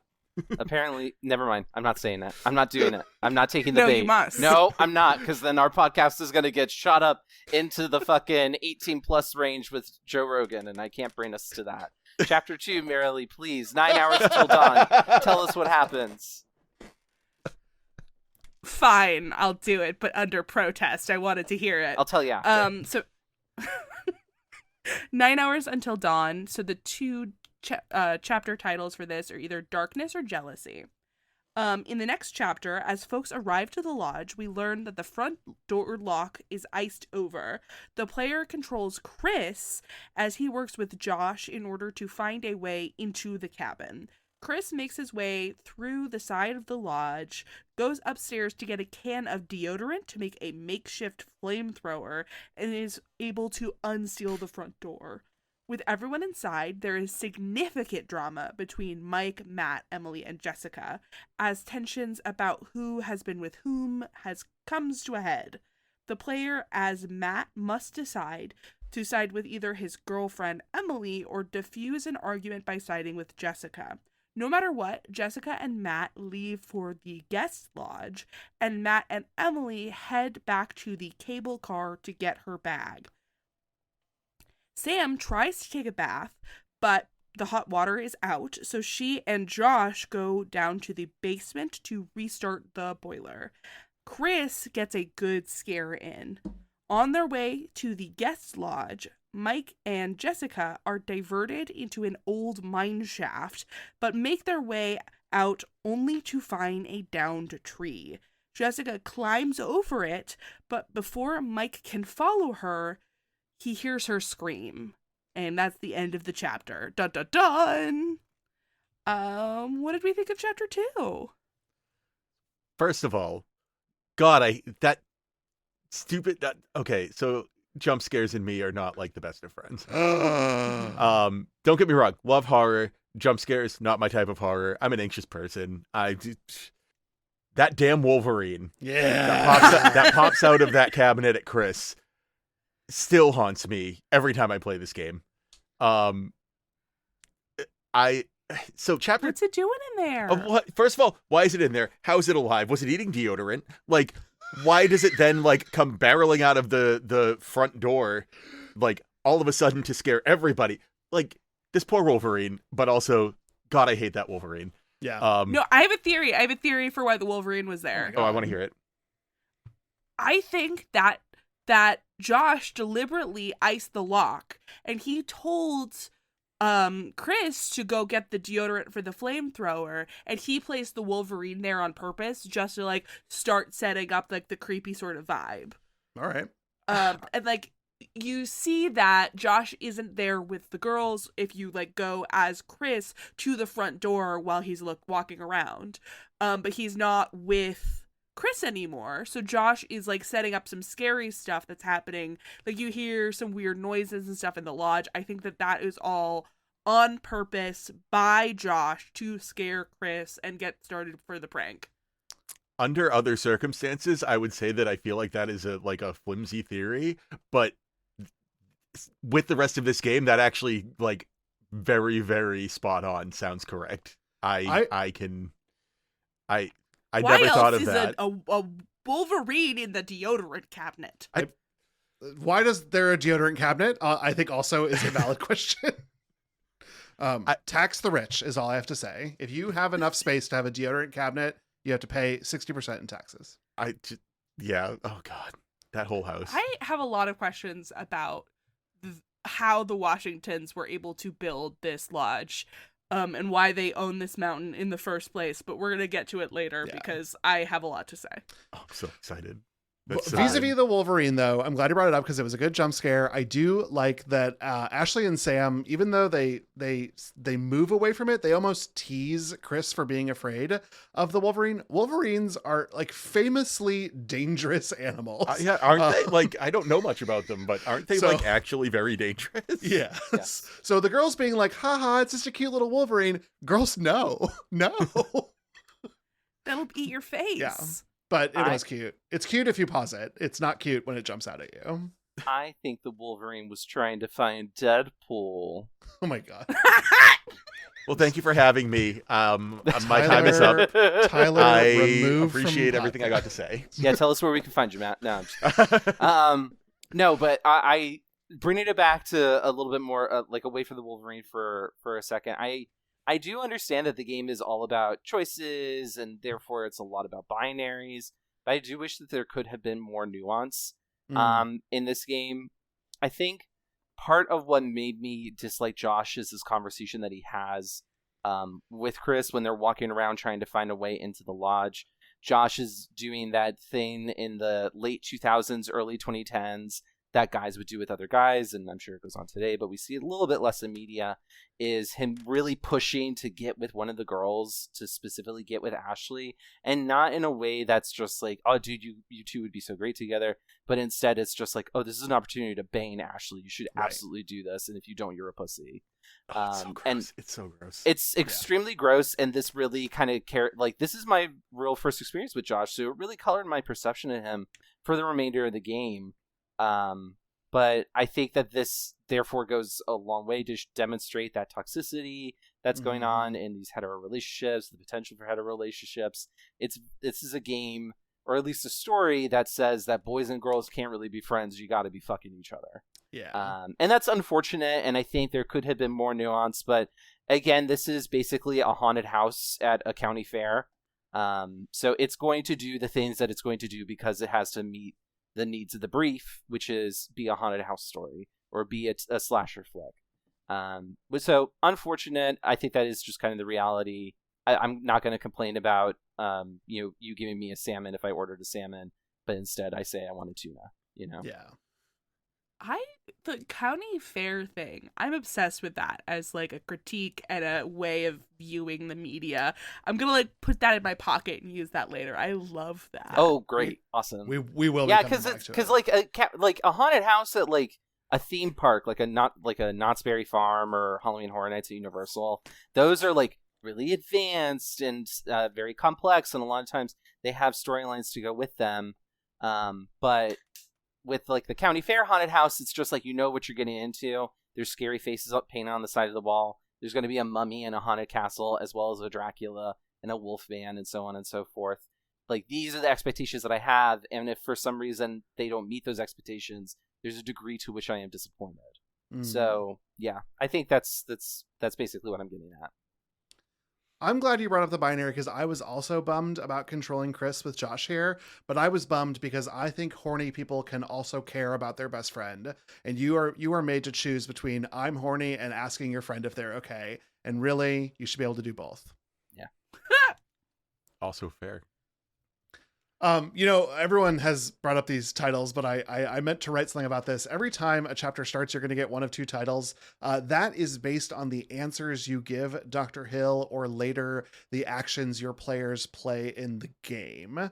So even down to things like, does Ashley stab the psychopath, will change the titles, and they are all meant to reflect Josh's mental state. Mm-hmm. Wow, that's cool. So we enter into chapter 3. It is 8 hours until dawn. We had another therapy sequence with Dr. Hill, and this is where you, the player, might start to believe that this is in someone's head, because it has undergone a significant transformation to the creepier. Including a jar with a spider on it, maybe. Or a jar with cockroaches. What I have to suffer through. Cockroaches. Anybody pick birds? The birds one, I think, is the least chosen.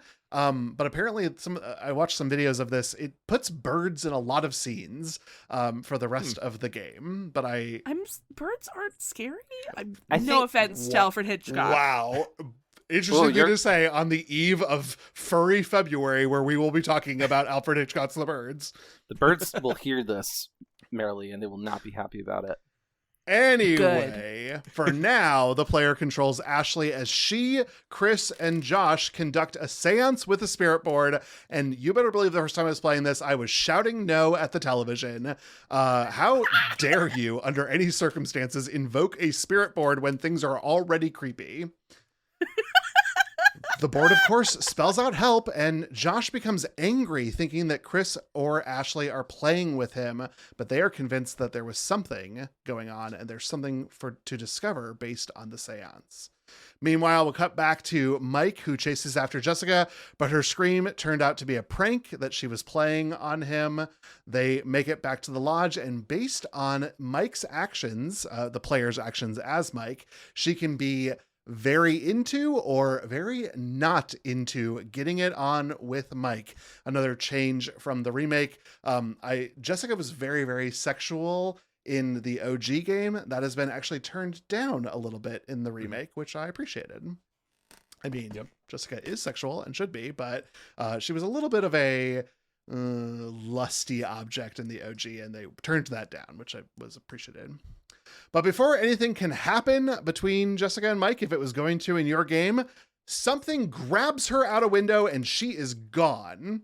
But you don't get to find out what it is because you go back to a very boring hunt that Ashley and Chris are on to learn more. After the seance, they have found a secret room and a threatening letter about Hannah and Beth's abduction from a psychopath.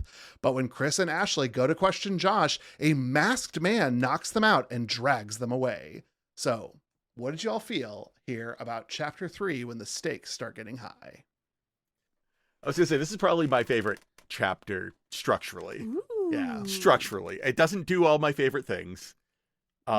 This is the chapter where I metaphorically fell in love with Jess.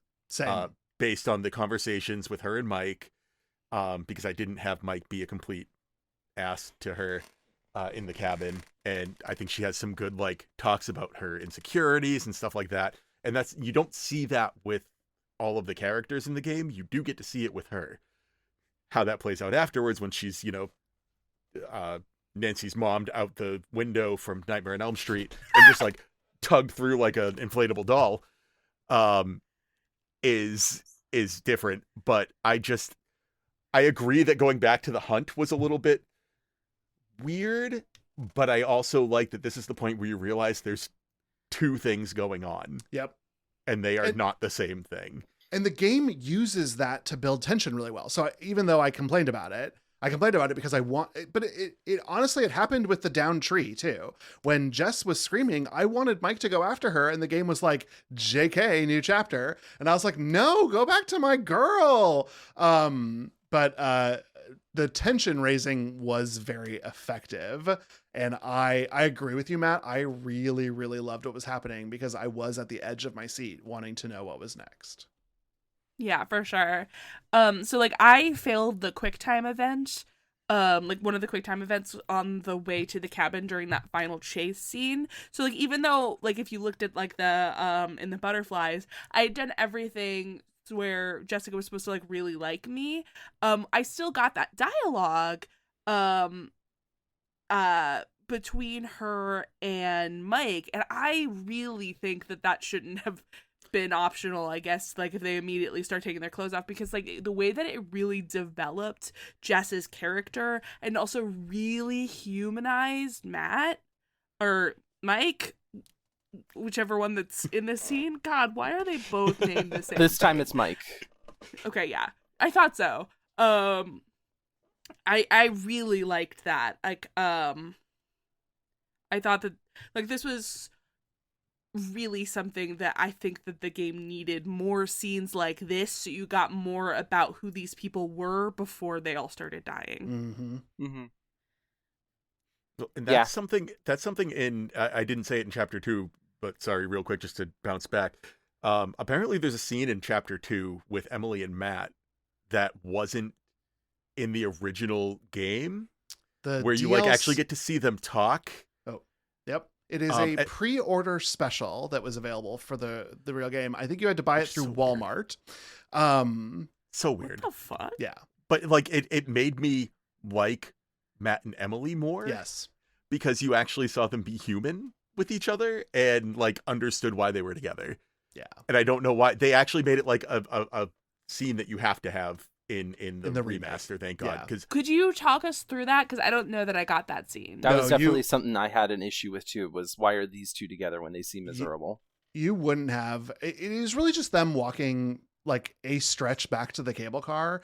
And in it, one of the things that Emily says is like everyone thinks that I'm a bitch, and I know that I act this way, but like I have high expectations of myself. I have high expectations of you. Like, I really love you. I care about you. They come across a drawing of like Emily and Mike on a picnic bench, and like Matt can choose to be jealous or not. But either way, Emily's kind of like, no, I choose you. And if I didn't choose you, I wouldn't be with you. And that's how I approach romantic love. Like, I'm not a person who's going to send you flowers every day. Like, that I wake up next to you. If I didn't like you, I'd be gone. It's probably not like the best partner thing in the world, but married 15 years, suck it, haters. So I loved that additional scene. It was funny, Matt, because when I was playing the remake, I was playing it and I was like, is this new? Because I knew they didn't record any new dialogue. So I was like, well, they're talking, so I must have played this. But then, yeah, no, so we didn't get that scene. I wish that we had, because it seems like it's like we get a very, very little bit, if you haven't played the game in the long time or possibly ever, there's a very brief scene with Matt and Emily before Mike pops in, where they're talking, and then, you know, Mike pops up and you could be like jealous, or you could, as Matt, be like, we're all friends here, and kind of soothe the tension, which, by the way, Emily doesn't like very much, apparently. No. And which I did, because it's like, you're supposed to be friends. Why don't you act like friends and be like, hey, let's all be cool? Very frustrating that is the wrong choice for some reason. Well, let's look at the real villain behind it all, which is capitalism, merrily. And it's always capitalism. That's where that pre-order bonus bullshit came from, and glad to be farther away from that now. It's all Roblox now. It's not video games. Oh yeah, that's certainly better. Before we move on to chapter 4 real quick, I do want to touch on something that Mary Lee just brought up about Matt, and how you do have that option to just kind of be like, look, let's just acknowledge it's awkward and then move on and have a nice weekend.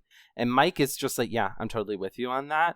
I think that actually paints a better picture of the ages of this group of people, because to me, they definitely all seem like they're in some form of teenage years. I think there is like an 18 to 19 gap. I think some of these people might have gone off to college based off of it sounds like some of the dialogue is spoken by a couple characters, and some of them might be like in their senior year of high school. It sounds like some of them haven't seen each other in a year, which is specifically why that gets brought up, because I think someone even asks like, oh, when did those two get together? Mm-hmm. And if they were in high school together, they would all know that.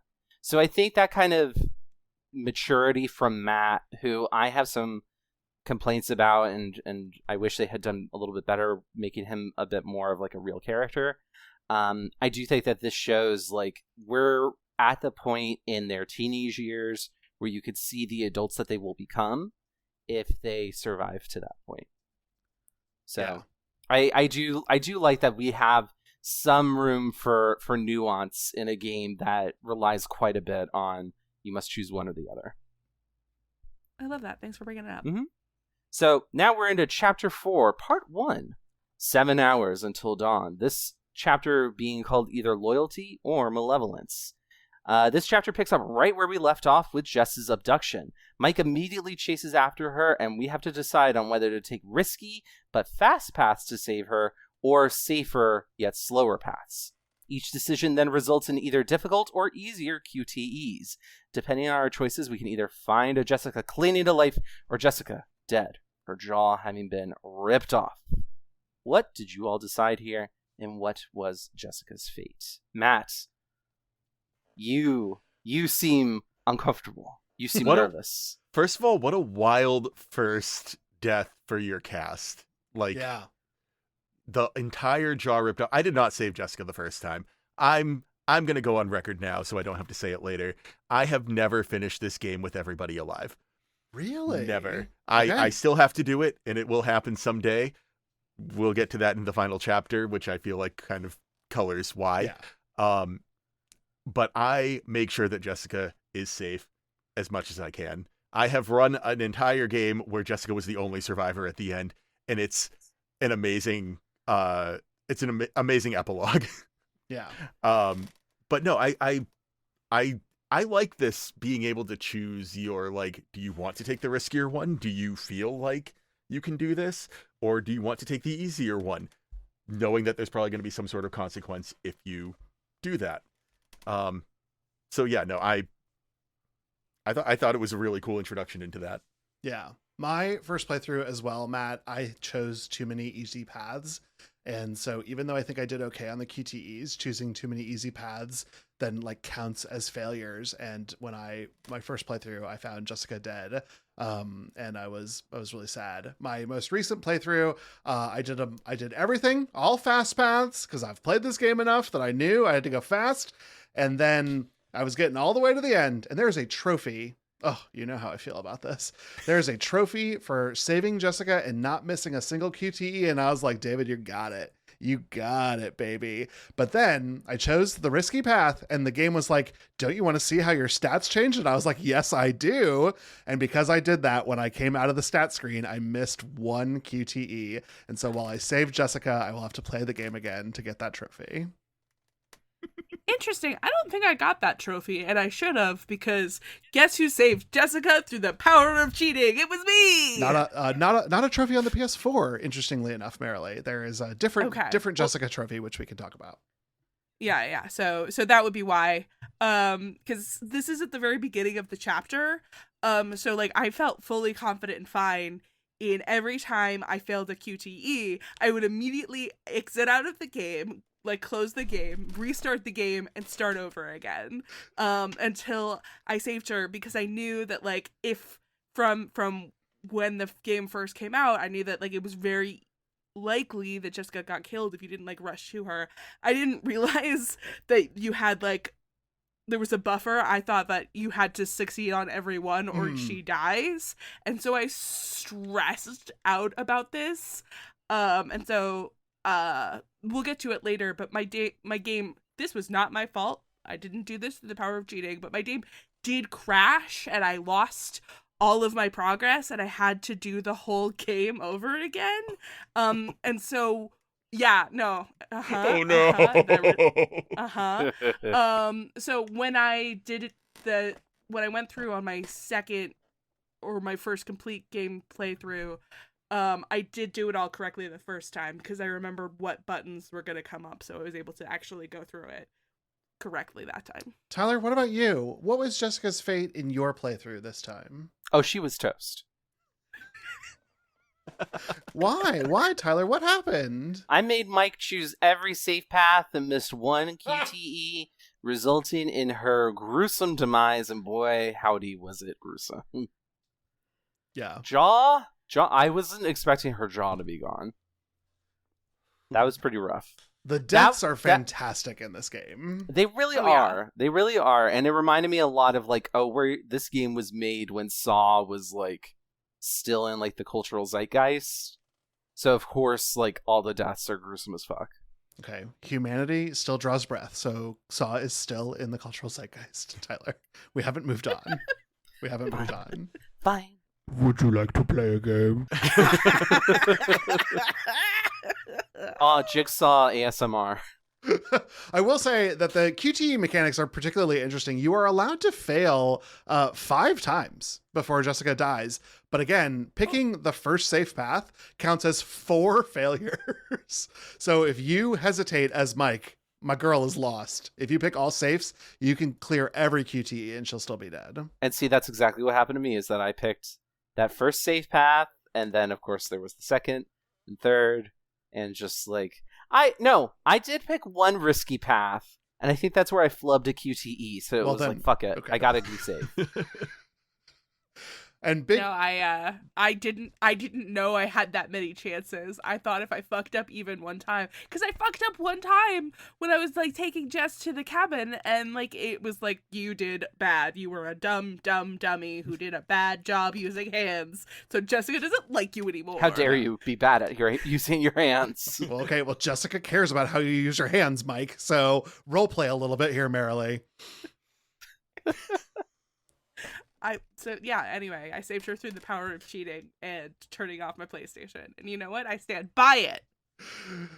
I like that. Anyway, regardless of what happens to Jessica. The elevator shaft she is on collapses, and Mike is left to chase after who he suspects is the assailant, the masked man. Mike follows him through the mines and finds himself at an abandoned sanatorium. Back in the lodge, we take control of Chris as he wakes up in the kitchen. He has to follow the clues outside to find the kidnapped Ashley, finding her in an outbuilding tied up next to Josh. A message from the Psycho plays, telling Chris that he must choose who to save between his best friend and the girl he has a crush on. Saws start to move towards Josh and Ashley when Chris makes his decision. But regardless who you choose to save, Josh ends up getting sawed in half, with Ashley and Chris watching him die. Traumatized, Ashley and Chris leave the building, bumping into Emily and Matt, telling them about Josh's death and the Psycho. So what did you guys think of the second half of chapter 4? Listen, I am not afraid to admit this. I wanted Chris to be in love with Josh, so I picked Josh to save and was like, oh my god, I fucked up using the controller and put in the input to save Ashley. I'm such a fucking dummy. And so I was vindicated later to learn that this was actually a fake out on the player, because I thought I had just pushed the wrong direction. Because I wanted Chris and Josh to live happily ever after. And don't tell me I have a crush on Ashley. I will watch her die. You're a delight, and I treasure you. I wanted to save Josh because, like, the narrative has really established the two of them are best friends. They have, like, a really close relationship. But he was only ever calling out for Ashley, even though he knew that Josh had also been kidnapped. So I felt like, to, like, actually roleplay this correctly, it would be more true to his character to save Ashley instead of Josh, which does not make me feel great about Chris, but that is what it is. Matt, I'm curious to hear, because now we've just had someone save Josh and someone save Ash. Who did you pick to save? So I, very similar to sort of what you said earlier about Josh being colored by the dialogue with Chris, my impression of him being colored by that. I also really liked Ashley. Ashley is who we would all be in this game. I'm sorry. Like, you might think you're an Emily, you might think you're a Jess. Ashley, for the most part, is who we would all be in this situation. Scared out of our wits. Maybe not personality-wise, but, like, scared out of our wits, not knowing what to do. And I loved Ashley the first playthrough. So I saved Ashley. We can go more into how Ashley changes throughout. But, I chose to save Ashley mostly just because at that point I was like, Josh has literally said we're going to party like porn stars, and has just talked about trying to get into Ashley's pants, and that's all I've really seen of Josh at this point. Mm-hmm. That was exactly my mindset as well. I very quickly chose to save Ashley.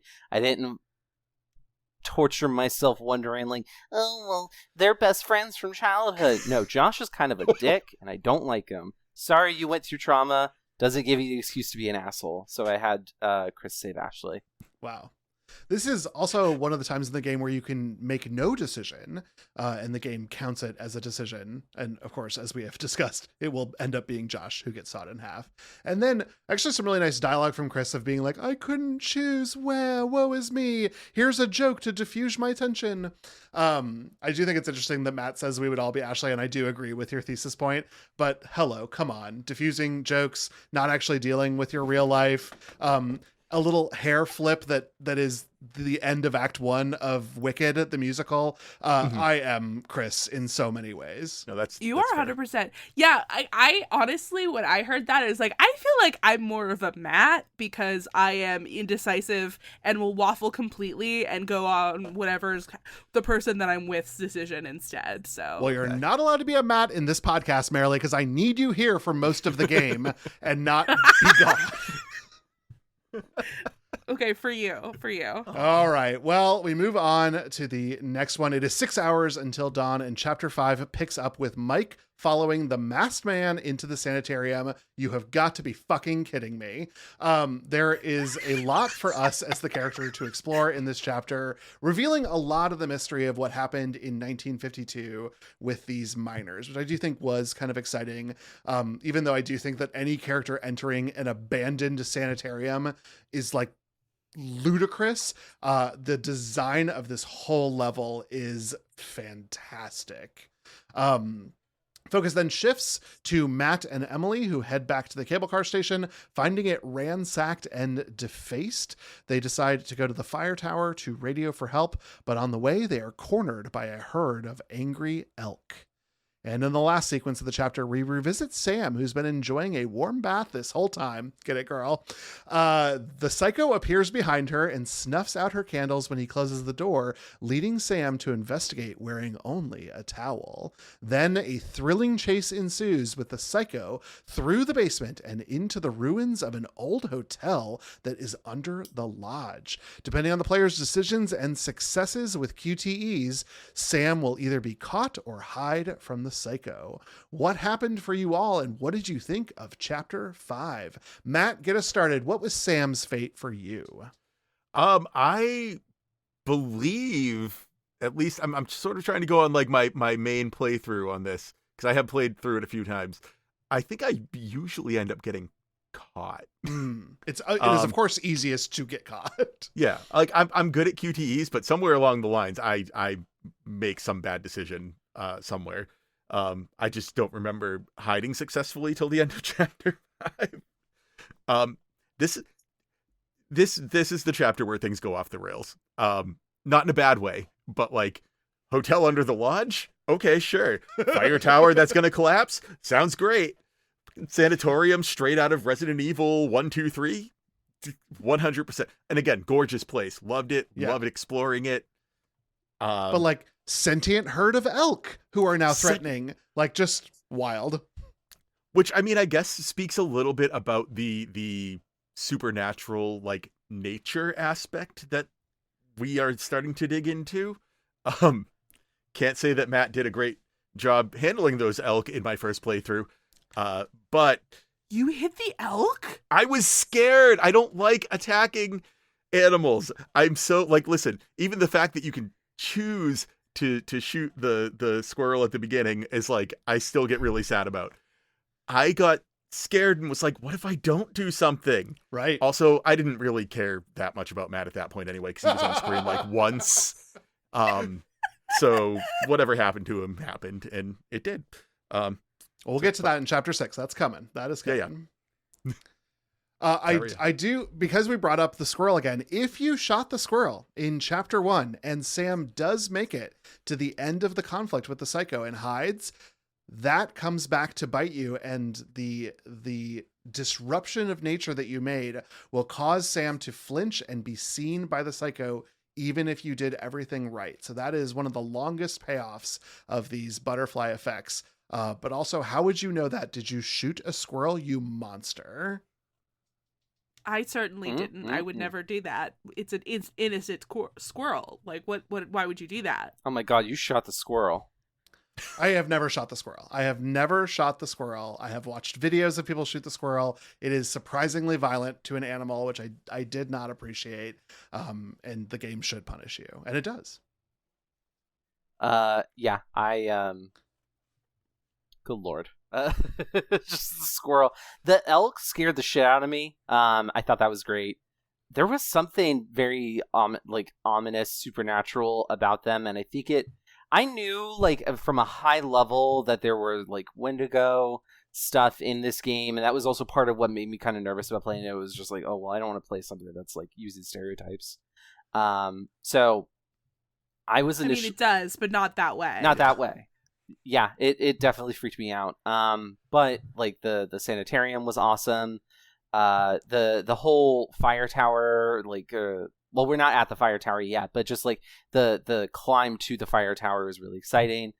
I was so pissed that Sam got caught in my playthrough. She got injected by a needle because I said needles scared me. I tried to hide, just like Matt said that he does, and then the fucking motion control, the don't move, I tried to put it on a pillow, but when it came up saying don't move and I put it on the pillow, it caught me putting it on the pillow and therefore failed me. Yep. Yeah, so in the playthrough that ended up getting deleted because of the crash, I made it through successfully, which I was very proud of. But in my actual playthrough, I missed the turn off the flashlight because my cats were in a fight, and I was like, oh shit. And I didn't want to have to bother redoing it all over again. So I was like, well, I guess she's get caught. And then I missed a bunch of, like, the last 5 clues for the Mystery Man plot later on, and was furious that I couldn't collect all of the things. Just play it again. Speaking of collectibles, there is an interactable that you can find in the sanatorium. It's a hand that is waving at you. Did either of you go and investigate this hand? No, that is simply none of my business. It was my business. I put my hand in there. Oh no. Why? What happened? Why would you do that? What happened? Because it was a thing to interact with, and I had my hand caught in a bear trap. Dun dun dun. Matt, have you experienced the bear trap as well? I did on my first playthrough. Sure did. On my first playthrough, I was like, interactable, hello. I don't care that this is obviously scary. I'm going to collect it. And boy, that is gruesome. Mm-hmm. Did you manage to free your fingers from the trap? In my first playthrough, Mike was fingerless for the remaining rest of the game. Wow. Matt, what about you? Yep, my first playthrough, I can safely say the same, because I did not want to take the chance of losing, because you have to use the machete, I believe, right, to pry it otherwise. I was like, I don't want to lose my weapon. I'm going to lose the fingers. Yeah. I lost the weapon and kept Mike's fingies. Well, I hope those fingies will be of some use against some possible enemies later, Tyler. Well, spoiler alert, they won't. Find out, David. Again, none of my business. I'm not gonna.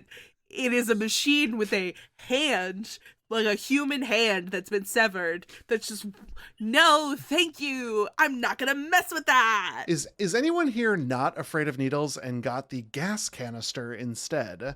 That the psycho is holding. Okay, Matt did. Mm-hmm. It's funny because I do think, because I am actually afraid of needles, the needle is more effective, but the gas, he gets so close with the gas tank. It's different staging, and it is, I don't know, it does tell a different story, which I do think was kind of interesting. Yeah. I've seen people do the needle one, and I think that it's more, I think of the two, it's more effective. Needles don't affect me the same way as other people, so I was like, no, I'm gonna pick the other stuff. And it didn't help that the needles in the game looked like video game artifacts that are just like comically large needle that would never be used in real life, even on a horse. It's for injecting the substance. Girl, we're in Unreal Engine 2. Needle. Like, we are in Unreal 2. We don't have the polygons to make this smaller. Calm down, Tyler. Well, it did make it a little less frightening for me, I will say that. Because you were like this Bioshock-esque hypodermic going into your arm. No. Can we really real quick talk about the wolves that show up here? Oh, the wolves. This is our first interaction with the wolves. It is indeed. I'm very happy that I picked the totem that told me that befriending the wolf was a good idea, because I did end up having Wolfie as a friend. Aw, Wolfie. Mm-hmm.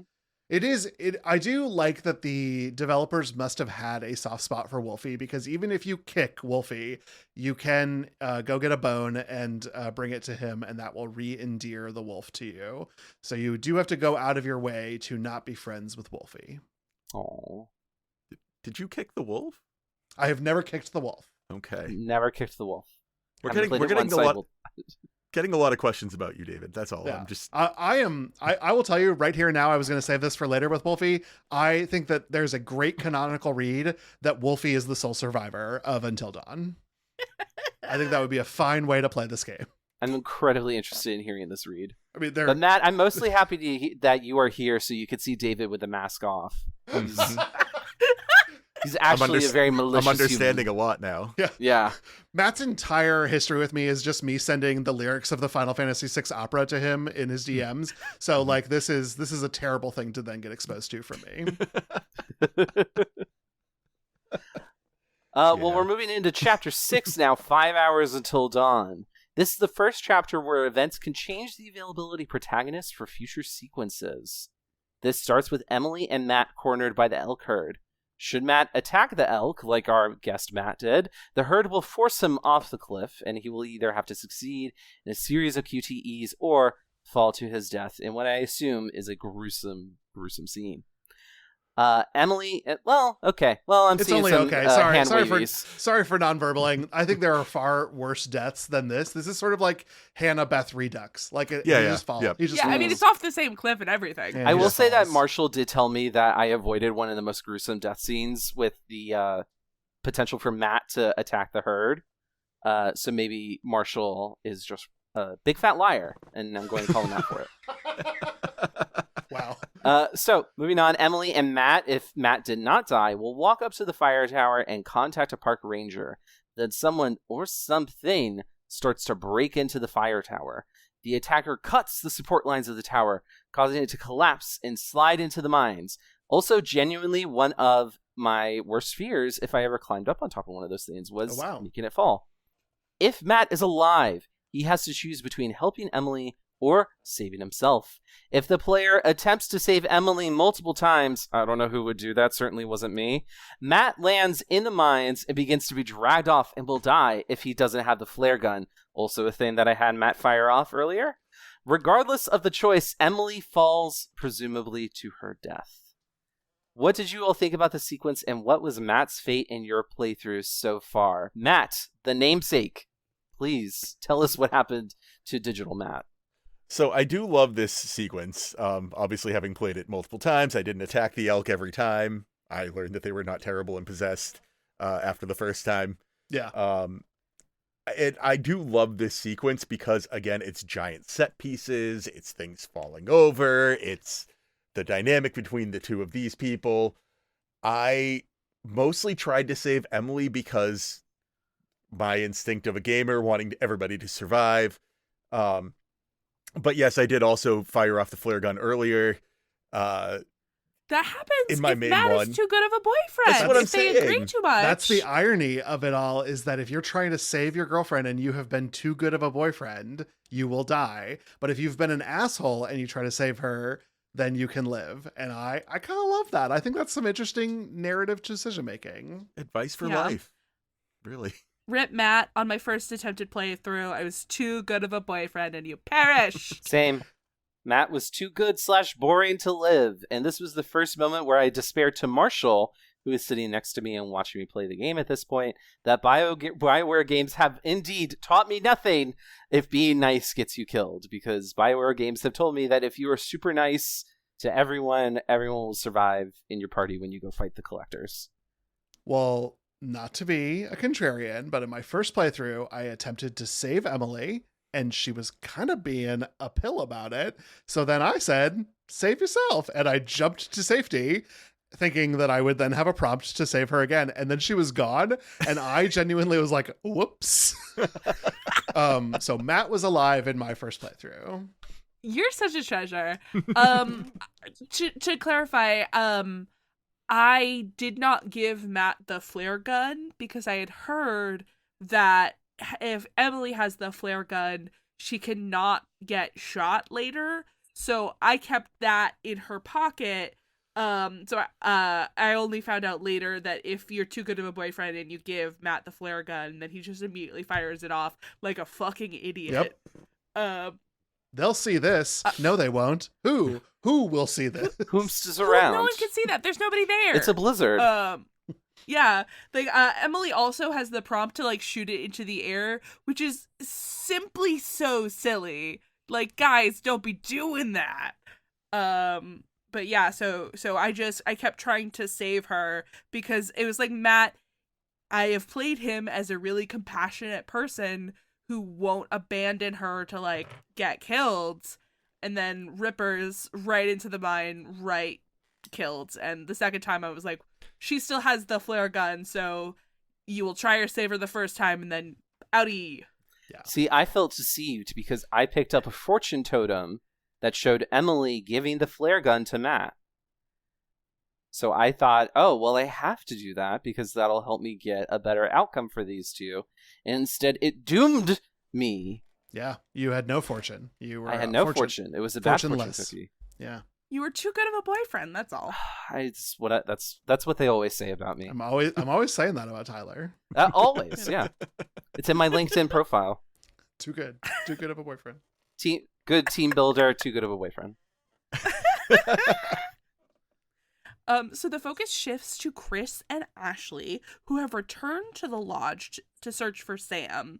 They follow the path Sam took, and then Ashley starts seeing ghosts and apparitions, which lead them to discover a dollhouse where someone, presumably the psycho, has staged dolls to recreate the scene with Hannah from a year ago.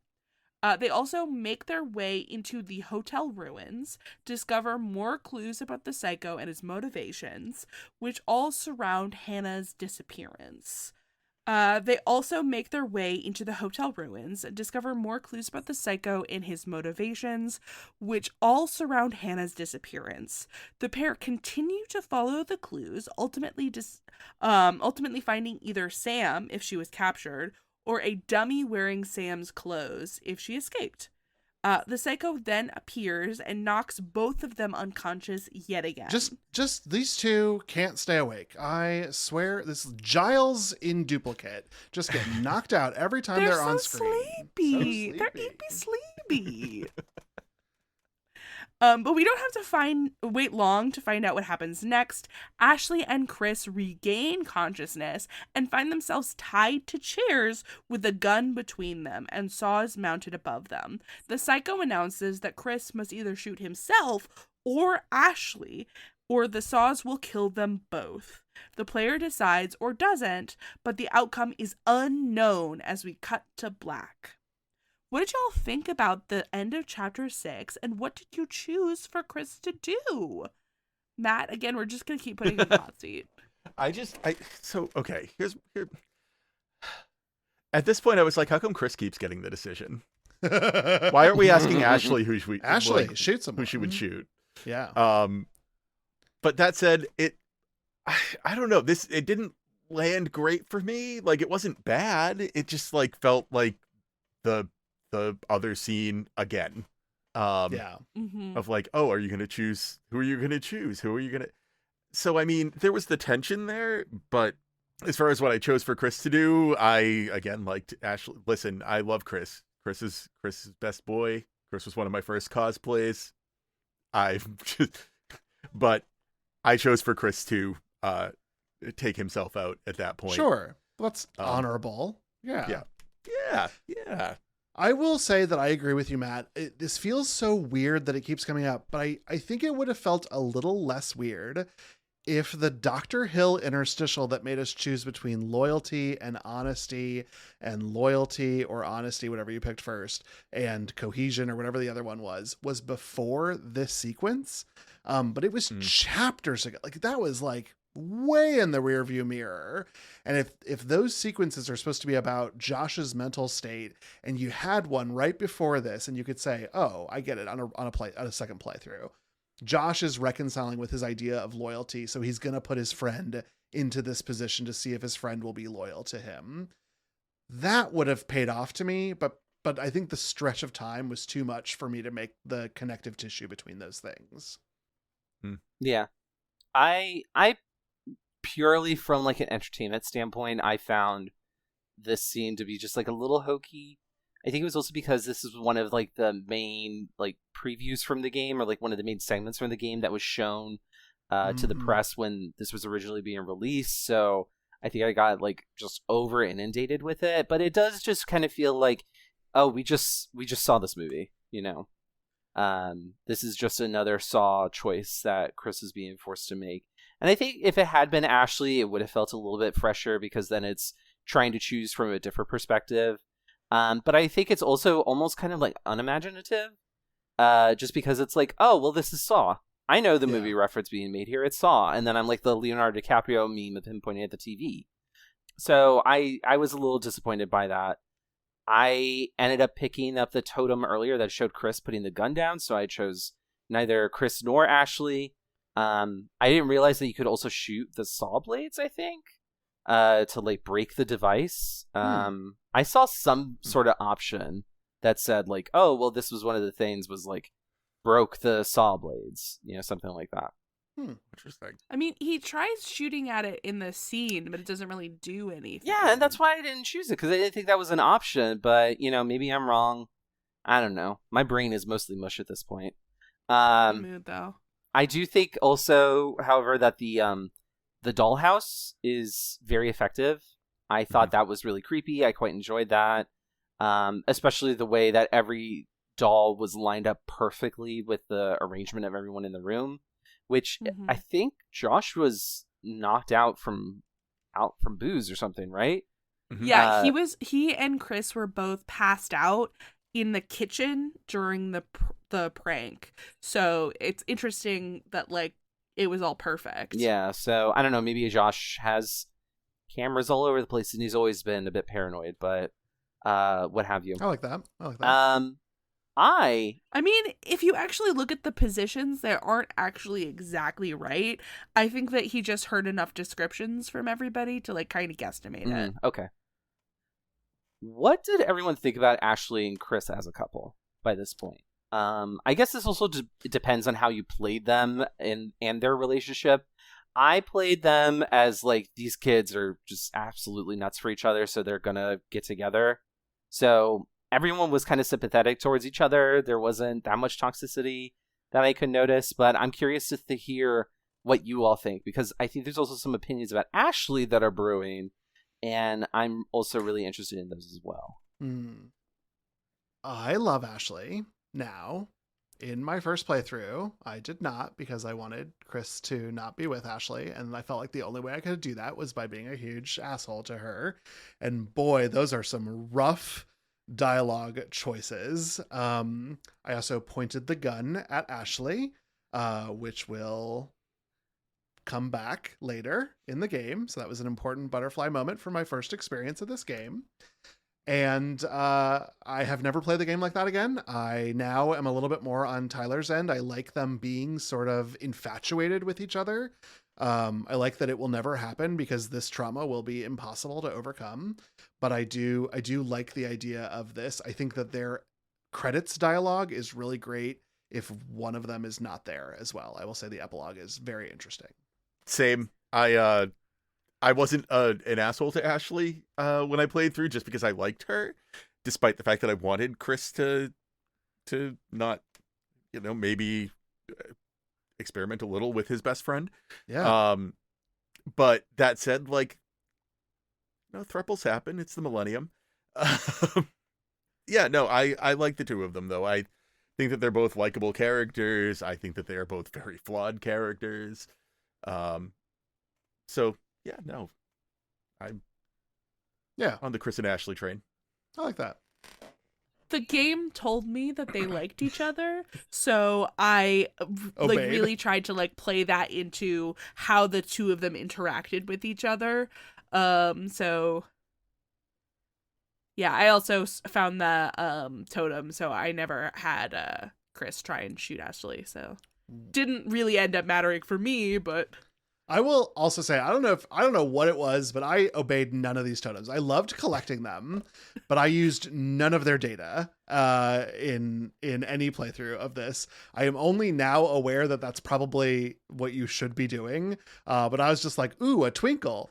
Sorry, not to go back to the remake, but one other thing about the remake is you can increase the distance that the twinkles will start to appear if you are a completionist collector. And so you need to say more words about this right now. What the hell are you saying? Normally when you enter a space, a three-dimensional space, the game makes a dictation on how far away an object has to be to become interactable, or to show you that it can be interactable. The remake allows you to set that to almost infinity. So the minute you walk into a space, if there is a totem down the road, you will see the twinkle at the very beginning, and you know that you can go Okay, get okay. it. All right. I understand you now. Thank you so much, because I did not know what you were saying at first. Sorry. But, right. Yeah, great. That is very helpful, I'm sure. Certainly would have helped me with one of the final items to pick up, but whatever. I'm still not salty about it. Whoops. Okay, well, He said we're not literally with a bitter. we're not there yet. It's still 4 hours till dawn as we careen into chapter 7. Really fun. There's a whole sequence here that you get if Sam was not captured. She finds her way into the Psycho's headquarters where she can learn more about his identity. But either route she takes, she ends up meeting with Mike, and they find Chris and Ashley, who are both uninjured. Either the saws stopped or the gun was firing blanks, and then they are confronted by the Psycho. He takes off his mask and it reveals Josh. It was Josh all along. Dun, dun, dun. But an even bigger surprise, Emily is still alive in the abandoned mineshaft. And I've just got to say, because we've covered on the podcast, these mineshafts are the back rooms. I don't know how they're connected. They are everywhere on this mountain. They are nowhere in it just so happens that this giant tower fell directly into an accessible mineshaft, but whatever, I'm here for it. Emily's on the prowl. She hears screeches from something inhuman and can discover multiple clues about what fate befell Hannah and Beth, including Beth's severed head, which has been placed on a set of stones. Eventually, Emily is caught by the masked man. But back at the lodge, everyone is pissed that Josh faked his own death and the supernatural occurrences around the lodge. And Mike blames him for killing Jessica, because even in playthroughs where she is alive, Mike believes her to be dead. But Josh... Which is a fair assessment, given that the last time he saw her was in an elevator that collapsed in a mine shaft. But Josh doesn't remember killing Jessica. It's this weird, moment of lucidity where he's like, I don't think I did that. But he is clearly unwell. They take Josh to an outbuilding and tie him to a chair, which is what you should do when your friend is obviously exhibiting some symptoms of mental illness. But whatever. What did you all think about Chapter 7 and the big reveals about the Psycho? And I think my biggest shock here was that Emily survived. And I truly, not because I hated Emily, it really was just I thought I had fucked up and she was dead. And so I was delighted. I was like, yay, she's alive. Matt, you were one of the first people to discover all of these twists. So tell us how you felt about discovering Josh was the Psycho and Emily lived. I want to say, and I think this note's going to get brought up a little bit later, but I do want to say, just because of the game's sort of disconnect, I wasn't totally surprised that Josh was behind some of this. Maybe not in the particular way, and definitely the scene that plays out afterwards, again with tying him up, and you get the choice as Chris to smack him with a stick, and it's a weird scene that I think Rami Malek plays up to the best of his ability given.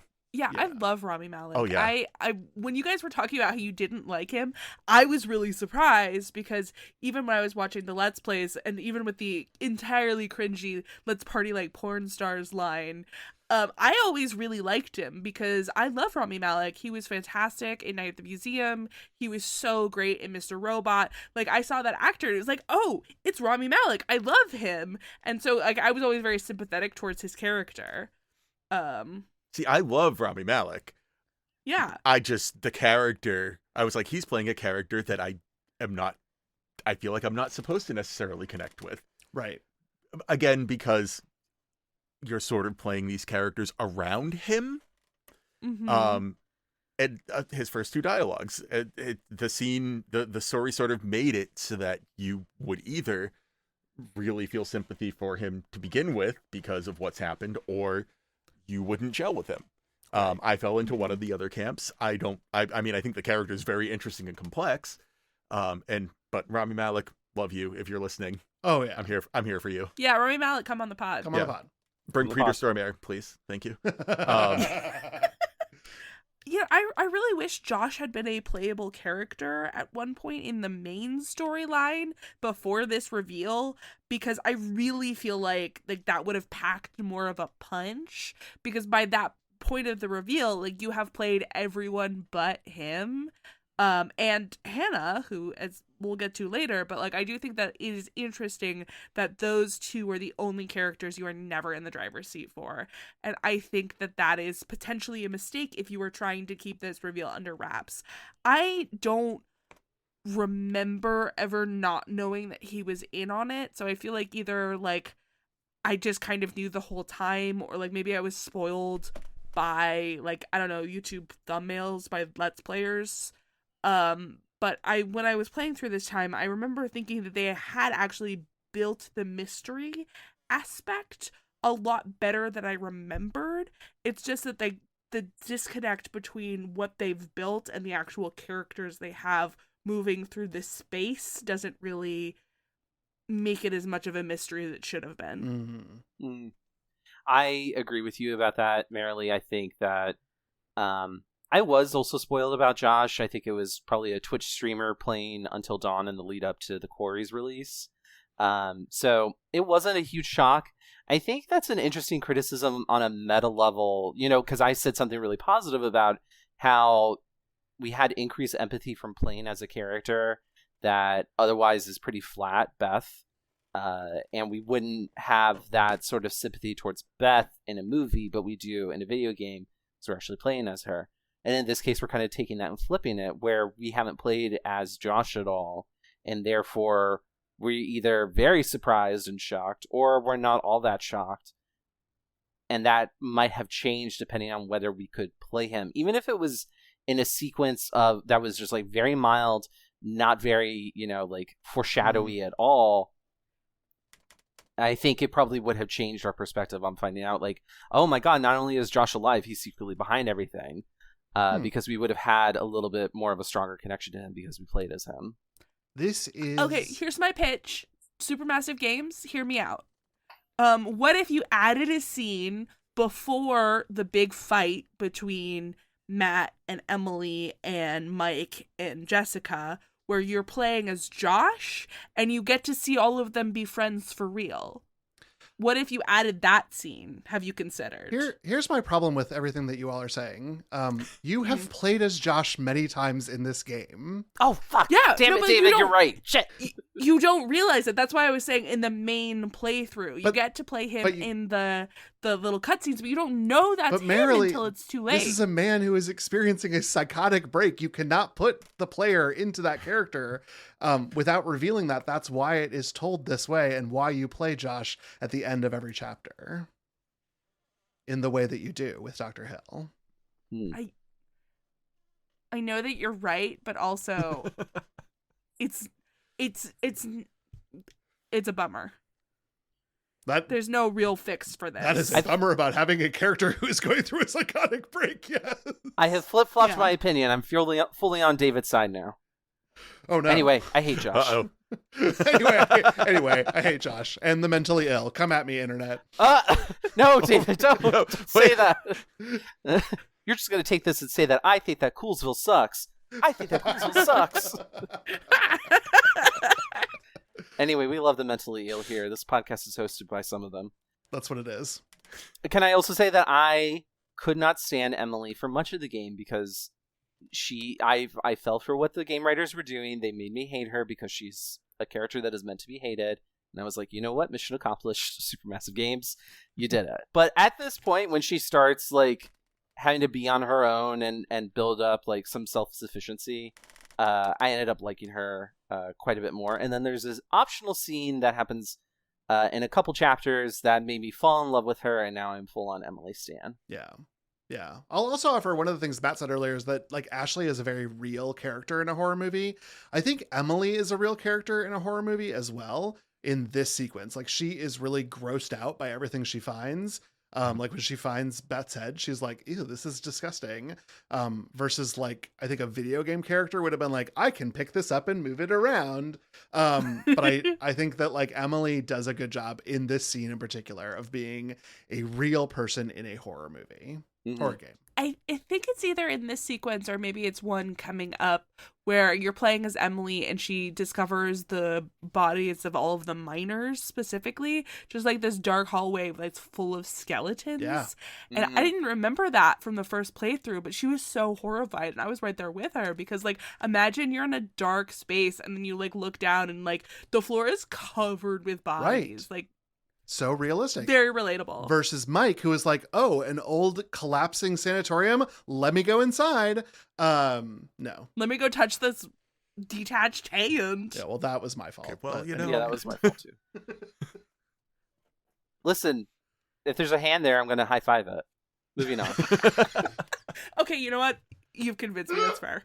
Especially as Mike, who seems like he's really good at high fives. Chapter 8, 3 hours until dawn. The next chapter opens with Emily separated from the masked man. Emily escapes from the mines, but something is after her. It claws at her through cracks in the caves, and Emily can block its path, but eventually it catches up with her. If Emily retained the flare gun from the radio tower, she can use it to fend off the creature. Otherwise, she is bitten. Alternatively, too many mistakes can result in Emily dying at the hands of the creature, or by being crushed after falling into an ore grinder, a thing that I very narrowly avoided. Back at the lodge, Mike and Chris have returned, leaving Josh tied up. If Emily lived, she arrives as well, and everyone convinces her that everything was because of Josh, but she tells them about the creature. The masked man arrives at the lodge and asks to be admitted. And they just let him in. He just shows up and knocks on the door even. Y'all, this took me out a little bit. This took me out just a little bit. Oh yeah, this felt like things are about to happen that have to happen, so they're just going to happen. This masked man tells them that there is a greater threat on the mountain, the Wendigo, and he explains that they are all in danger and they need to stay downstairs until dawn. But Josh is still out at the shed, so the stranger and Chris go get him, finding the shed empty. A Wendigo approaches and kills the stranger, while Chris runs back to the lodge. If the player fails a QTE in this section, the Wendigo will kill him. Alternatively, if Chris tried to shoot Ashley, she will not let him into the lodge, and the Wendigo will kill him. Oh, David. Oh, yeah. Ooh, that is what happened. Well, why don't we start off talking about our personal fates for Chris? David, I think we can already predict exactly what it is that happened to you. In subsequent playthroughs, Chris has made it to the lodge alive, but in my first playthrough, I was like, acing these QTEs, here I go. And I showed up at the lodge and I was like, Ashley, let me in. And she cold stares Chris in the face, and that Wendigo swipes his head right off. And I was like, well, you know what? That's on me. That one is on me. Chris is my player insert. I did deserve to die in this moment. I accept this. For me, Chris lived, and I'm very happy with that. No, I'm very sorry, Chris. I had too many problems, and you did die in this sequence. Yeah. R.I.P. baby girl. Matt, what about you? See, okay, so he's lived for me, because I didn't try to shoot Ashley in the face. I just feel like I need to say that to you again, David, really quick. You tried to shoot Ashley in the face. Mm-hmm. But I'm sorry. Something inside me just loves the narrative of her not letting him in, and I don't. Yeah, that's like stone cold. It's so, and she feels bad about it afterwards. But it's like a fear that she is not safe with this person. Yeah. Because of how he has acted. And there's just something about that to me that just I don't know why. It shouldn't spark that synapse in me. I will say too, Emily's chase in this or sequence in this, my favorite in the game. Great hands sequence. down. So good. It's so good. This is where I fell in love with her. This girl has, as the kids say, that dog in her. And she is made of stern shit. I loved it. But yeah. I do love if Emily falls down into the ore grinder, it is one of the most gruesome deaths to me. It's so bad. Because she lands feet first in it and is sort of churned while she screams and you watch the life go out of her eyes. But I will also offer Gross. it is the only death of Emily's that does not involve her eyes, because all Wendigo deaths it is the specifically Wendigo of Hannah putting her thumbnails through Emily's eyes. And there is always a hesitation of the Hannah Wendigo, almost as if to say, I know that you were responsible for my humiliation. And please look it up. It is very, very telling, but the or one is more fun. And then, of course, there can be another eye-related death, but we'll get to that in a second. That's fun, and I can't wait to hear about it. But yeah, I think if you are paying attention to the Hannah Wendigo of it all, you can like really see a lot of fun stuff, like the way that she also specifically targeted Jess. Yeah. Like versus the way that she treats Mike. I think that it's neat to pay attention to this kind of stuff. Yeah. What do we think of the stranger? We kind of touched on how he feels a little bit like a little forced to show up when he does in the game, but how do we feel about him purely as a character? Well, somebody's got to give that info dump. We need Professor Exposition or whatever Merrily called this way long ago to show up. That was Psycho, our episode on Psycho. Love it. But here's what I also like, and I liked it kind of with the Josh reveal as well. The clues about the identity of the masked man and the psycho are stored in the same container for the game's menu, even though these are two different people. And I think that did enough for me to think that they were the same. So I always kind of believed that Josh was the one with the flamethrower, and then I was having trouble like reconciling that based on where he was. And so I did like this character existing. I think it was a little bit of a clunky landing, but the plane got on the ground. So like, how mad am I? Any landing you could walk away from. And he did until he didn't. Yep. Until he didn't. He really got taken out fast. He did. I found out in doing some research that the actor Larry Fessenden was actually in a movie called Wendigo at some point in the early 2000s. Wow. He's also the script writer, I believe, for Until Dawn. That's so cool. Yeah. I watched some of the behind the scenes stuff, if only it would stop telling me that I had new behind the scenes stuff. And I was like, when he was talking about like writing this stuff, I was staring at him. It's like, why do I know who you? Oh my God, it's the stranger. Yeah. No, it's like very obviously the same dude. I thought that was fun. I, for the longest time, thought it was the actor who plays like the hotel owner in Deadwood. Oh. They kind of have like... It's not though, right? They kind of have like similar looking faces. So I totally thought it was the same dude, but it wasn't. I just feel like, you know, bro showed up, gave his wisdom. He's been surviving up there against Wendigos for how long now, and then these kids come screw it up and he dies immediately. Yeah. Like, just immediately. Chris is pretty traumatized by it too. As he should be. And in my story, he died for it. And he also died in mine, but, you know, that was... I mean... I was having a lot of controller issues. Imagine if he hadn't helped tie up his friend out in the barn, and then they wouldn't have had to go get him. Right. Then they could have... Yeah, it's almost like if you treated a person with mental illness like a person, you wouldn't have had to, like... Anyway, so downstairs in the lodge, Mike, Sam, and Ashley will be joined by Emily and or Chris if they survive previous encounters. They will discuss the deaths of the stranger. If Emily was bitten by the Wendigo, everyone except Sam will overreact, worried that she will turn into a Wendigo. Emily refuses to leave, and Mike grabs the gun he found, and the player has to choose to shoot her or leave her alive. Either way, Mike knows that the only way off the mountain is to get the cable car key, which is on Josh, whether he is alive or not. After Mike leaves, Ashley reads the journal of the stranger and learns more about the Wendigos, specifically that their bite is not infectious. She can share this information or keep it to herself. The scene ends with Sam convincing the remaining survivors that they need to go after Mike. Why? Just 'cause. I think it's because the implication that the sanatorium is like filled with trapped Wendigos, because like in the journal, he does specifically say that I've trapped them. Yeah. And so she was like, oh no, we have to tell Mike he's about to walk into a bad situation, but it is not a smart choice for sure. No. So anybody shoot Emily? Oh.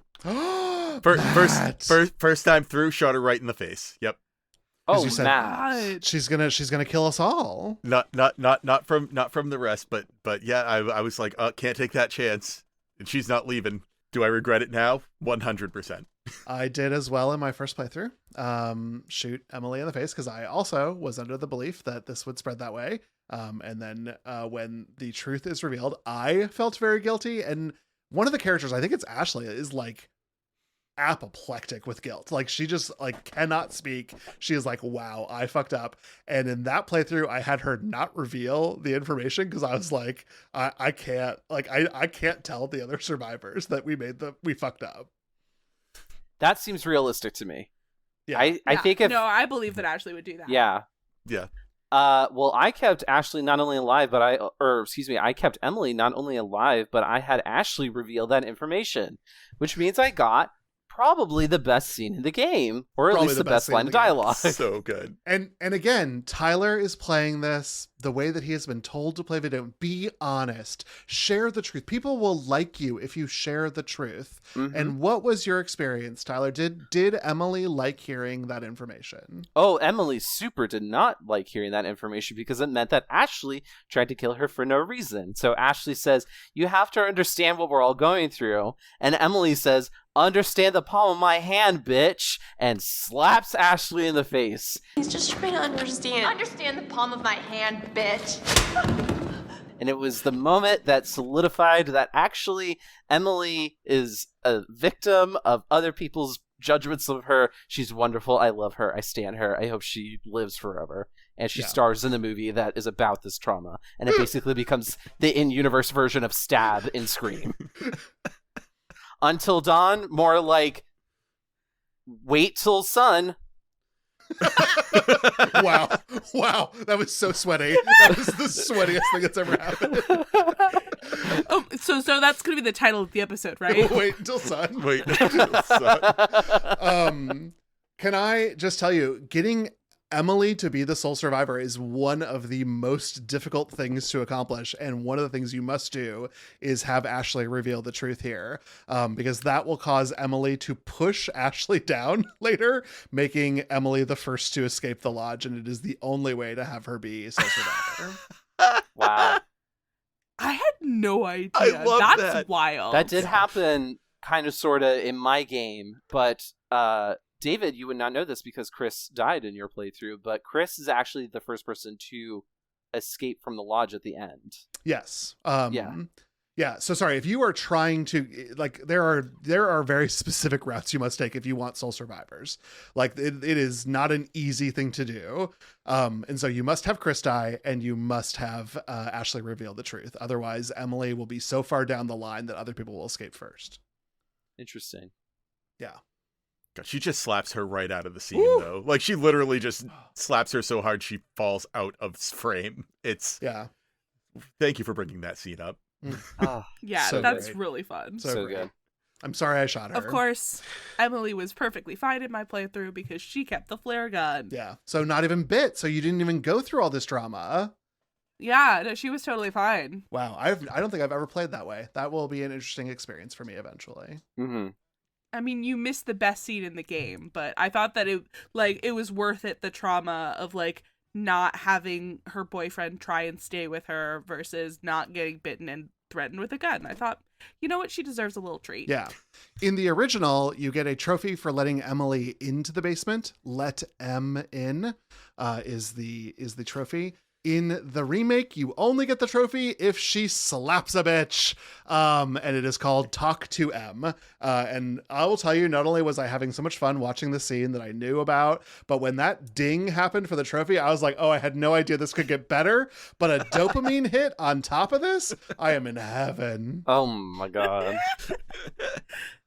All right. Oh my gosh. We are 2 hours before dawn. Mike arrives back at the sanatorium, and he is convinced that there is a path back to the mines where Josh should be, and he can get to the cable car key. I mean, he is right. He is right. That shouldn't be, but he is right. Mines are everywhere. That he could get to them for the hotel, but it's fine. Whatever. While navigating, Mike meets the wolf dog from earlier, and if he was friendly with it, it joins him as a guide. Eventually, Mike will be chased by multiple Wendigos, and the player must succeed at several QTEs and make the right choices while being attacked by Wendigos. Certain mistakes can cause the wolf with Mike to sacrifice himself to save Mike. Even if you continue to fail, it will only cut to black for Mike. Mike has plot armor in this chapter. If the player is successful at everything, including bolting the door against the Wendigos, Wolfie will live and the sanatorium will blow up. Meanwhile, the other group follows after Mike, and they end up down in the mines. Ashley hears a voice belonging to Jessica and can go and investigate, finding a trapdoor that someone is slamming against. If Ashley opens it, she is decapitated by a Wendigo. Otherwise, she and the others come to a dead end of a rock wall that Sam intends to climb, and the others head back to the lodge. After climbing the rock wall, Sam reunites with Mike. What did you all think of Chapter 9? I mean, love Wolfie. Love Wolfie. Yeah, Love Wolfie's Wolfie. very fun. Like let's all just. I feel like we all love Wolfie. I love Wolfie. That's the reason to succeed in this chapter. Those are the stakes. Yes. Is Wolfie. Yeah, no, Mike has plot armor, but Wolfie doesn't, so you have to succeed, or else you personally have killed that dog. Yeah. Right. Honestly, it makes this chapter way more stressful, and I told Marshall that. Yeah. I will say, I might have done a little cheaterooski in this scene. David is going to judge me. Why is that? Well, I had Marshall ask me, do you want to know how to make sure Wolfie survives? And I said, yes, of course, because if I kill this dog, I'm going to hate this game forever, and I probably won't finish it. And so Marshall told me how to keep Wolfie alive. Oh, well, that's fine. That's fine. Okay. But I didn't cheat at anything else in this chapter. I will tell you, my replay that I just did here on the remaster, I'd gotten Wolfie safe. Wolfie said goodbye. He peaced out when I was down in the hole. And then I fucked up on shooting the Wendigos later. And I had the cut to black and I was like, oh my God, does Mike die?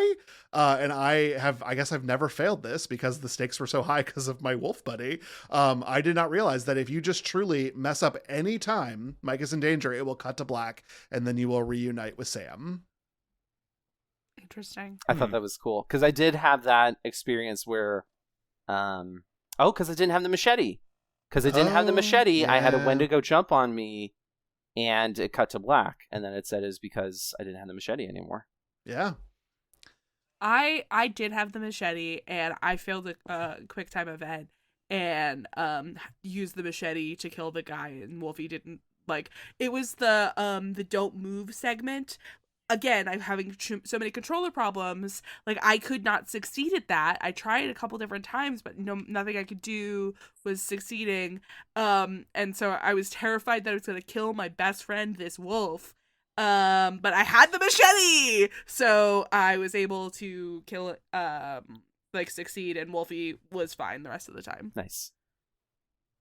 What about Ashley? What happened to little Ashley down in the mines?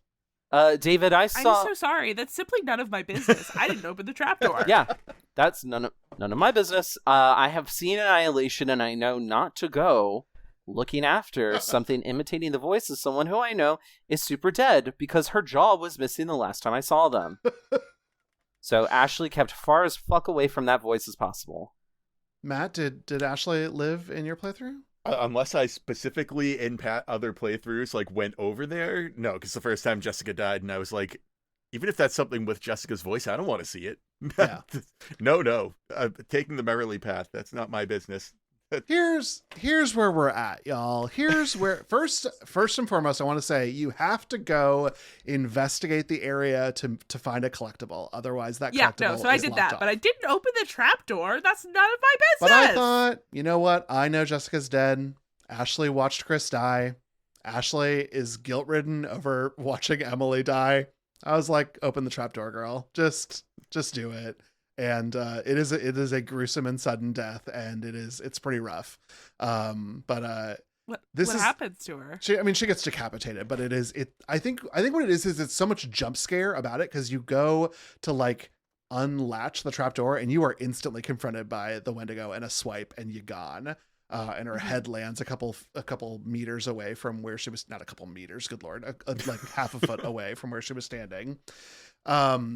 So I don't know. I liked it. And then if you're going for a playthrough where nobody lives, like this is one of the ways to get rid of Ashley, is this sequence. Yeah, I feel like this is like the first canonical like way to actually get rid of her. I think. Yeah. I think either, if you do the thing with Emily can survive the lodge and Ashley can die, but Ashley's another one that's hard to kill. So if you want to get rid of her, now's your chance. Well, there you go, everybody. If you're trying to kill Ashley, this is how. Hey, it is not my fault that the PS4 version had a trophy for only boys survive, a trophy for only girls survive, a trophy for no one survives. So you blame them, not me. Okay. I want to get the one where all the girls survive now. Can I just point out something real quick about Sam's outfit? Because she's no longer in her towel; she's now in a running outfit. Oh my God, we never announced that, but yeah, would you just imagine? She for listeners at home, she's not in a towel time. anymore. She is clothed, even though I don't think anyone is like really well dressed for a blizzard. But no, she's in like a running outfit, and she's even got one of those headlamps on that runners will wear. I thought that outfit actually did a really great job of showing and not telling. Yeah. Because I think like another version of this exact game would have included a line from someone like Mike or Emily saying like, "Oh well, we all know how much of a fitness nut Sam is." And I appreciate that they didn't say that, because this might be one of the only times where they restrained themselves from doing something like that. Yeah. No, but you definitely can get like through like the way that she like was very confident climber here and at the gate, that she's very confident climbing. She likes physical activity. Again, I went through all of the bonus stuff, and there was an interview with Hayden Panettiere, and she was talking about how like Sam's a vegan. It was like, okay, did they eat anything in this game? But no, like they clearly thought about who these people were, and you definitely can get a bit of that there. That's a really smart poll, Tyler. Yeah. But I also agree. I also agree with you, Tyler. I think that it is a surprising amount of restraint that when we met Sam and it zoomed in on her, that you didn't just get a thing that flashed out that was like rock climber. Like that would have been exactly the sort of thing this game does. Mm-hmm. Yeah, so I think... No, they're way too busy making sure everybody knows who's in a couple with who. Yeah. And then Sam is our ace arrow hero. Yeah. So we are now 1 hour until dawn. We start the final chapter with Josh hallucinating in the Wendigo nest. He is guilt-stricken over the death of his sisters, which led him to creating a fantasy version of his therapist, Dr. Hill, to guide him in creating a revenge plot against his friends. But he never knew about the Wendigo or thought it would get this far. Meanwhile, Mike and Sam are arriving at the Wendigo's nests themselves. Controlling Sam, the player wades through waist-deep water and can find Hannah's journal, which documents that she lived at the fall and went weeks without food, finally turning to cannibalize her sister to survive. Hannah has become a Wendigo. As Sam and Mike proceed, they open a door where water and the heads of any characters killed will roll out at them.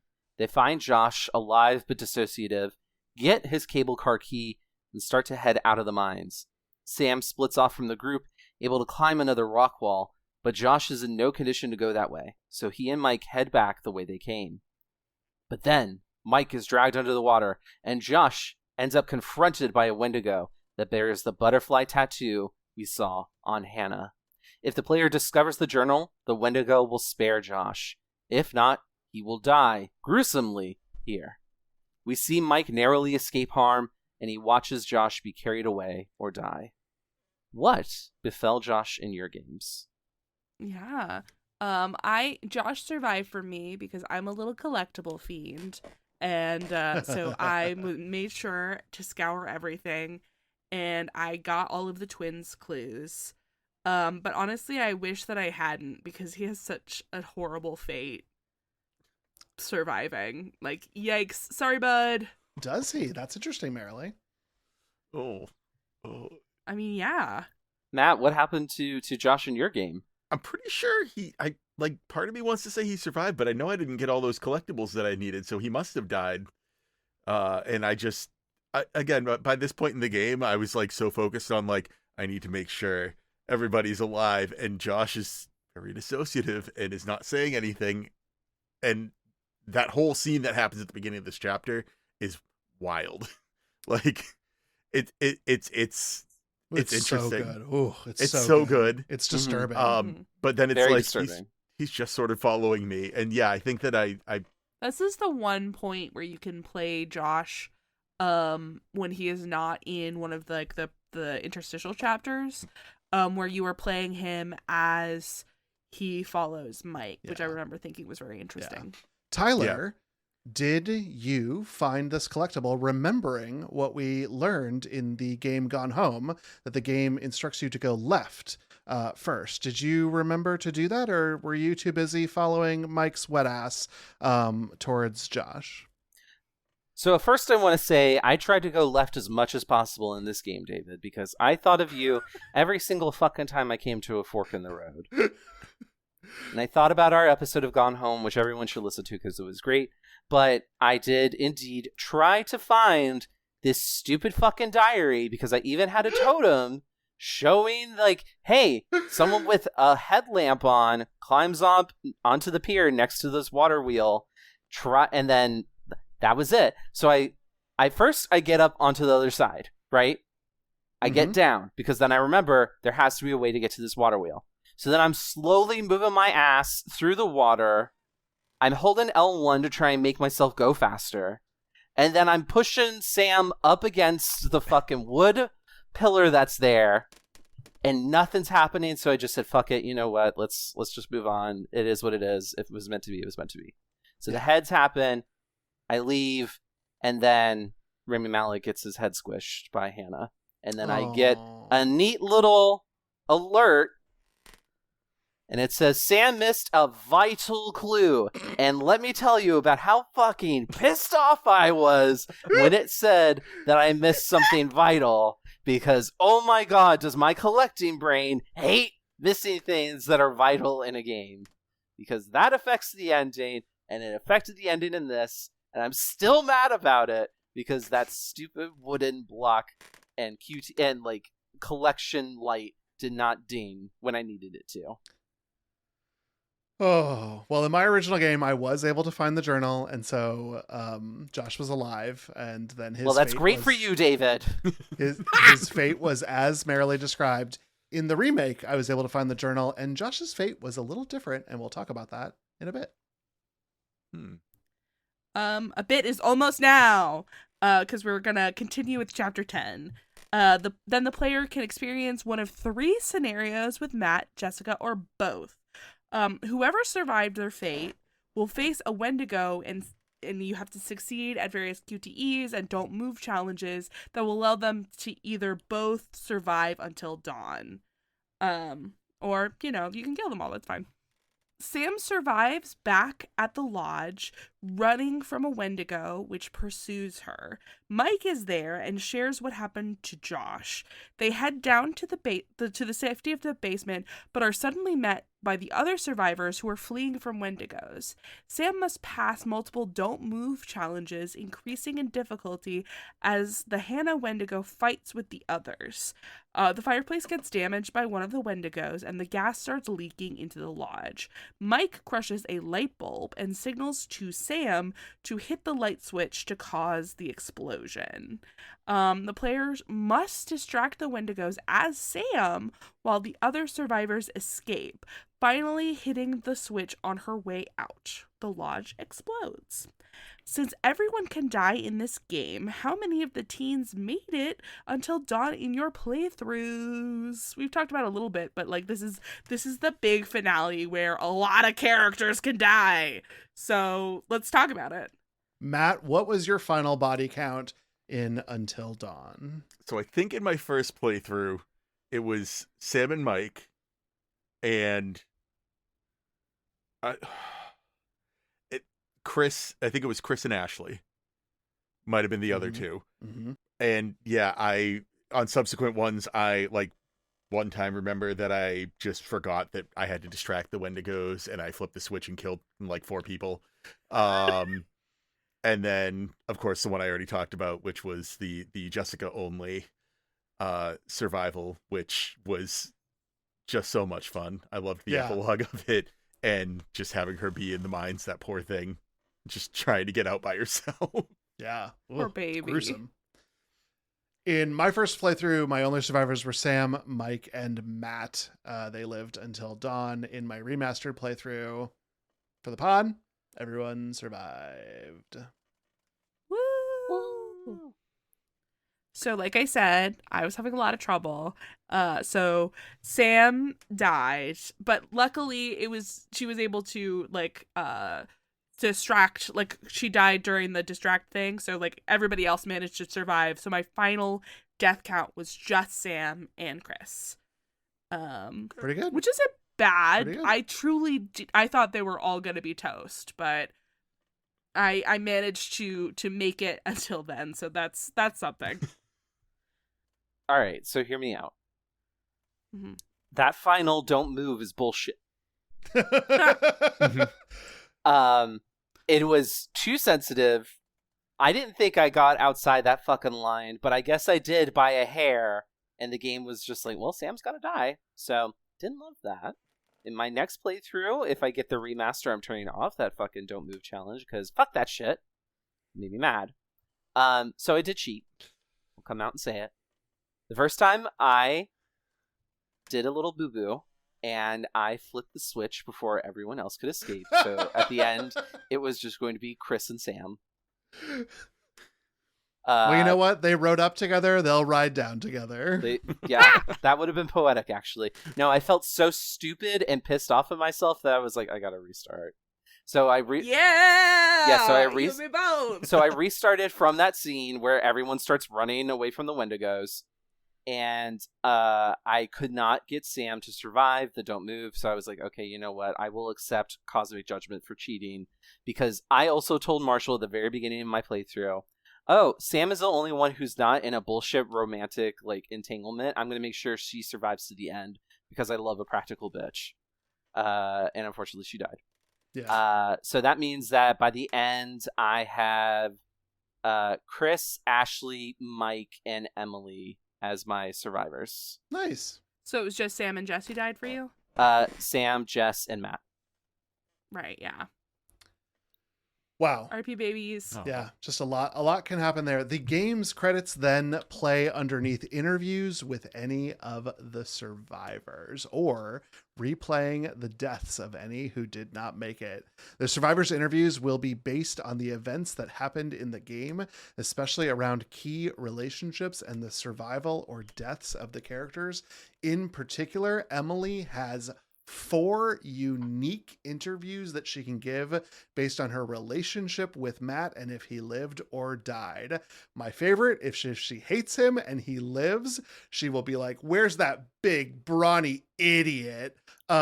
Just incredible. I love her. I so love much. that. I got the ending where she was just like talking about Matt the whole time, and I was like, come on, how dare you reduce a woman like this? She loves him. She loves him. If you loved him, if you got her to hate him like me, she'll be really mad about him living.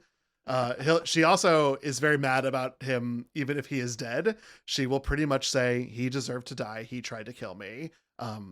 Rest in death, bitch. Like, it is great. Emily is fantastic. She's a treasure. I love her. We love a bitch. But I just want to say that, like, in the ending where, like, she liked Matt, and I guess that he lived, like, she just was like, you know, Matt knows whatever. It's just like, you survived so much. Why are you just focusing on this guy that you did not talk about the whole time that you were separated? Like, can you at least give me some details? You found out half the stuff about the miners. Can you talk about any of that shit? No, she was just talking about Matt the whole time. Bummer.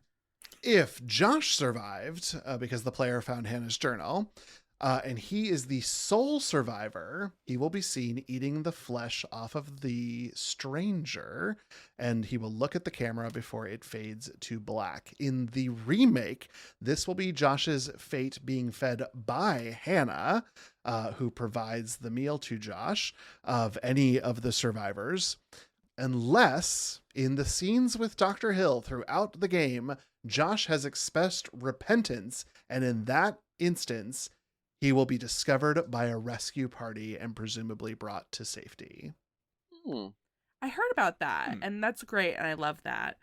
But in the ending that I got, because of course I was playing the original, he was just chomping on the stranger's face when some rescuers found him, and presumably he killed them, and that was a big bummer.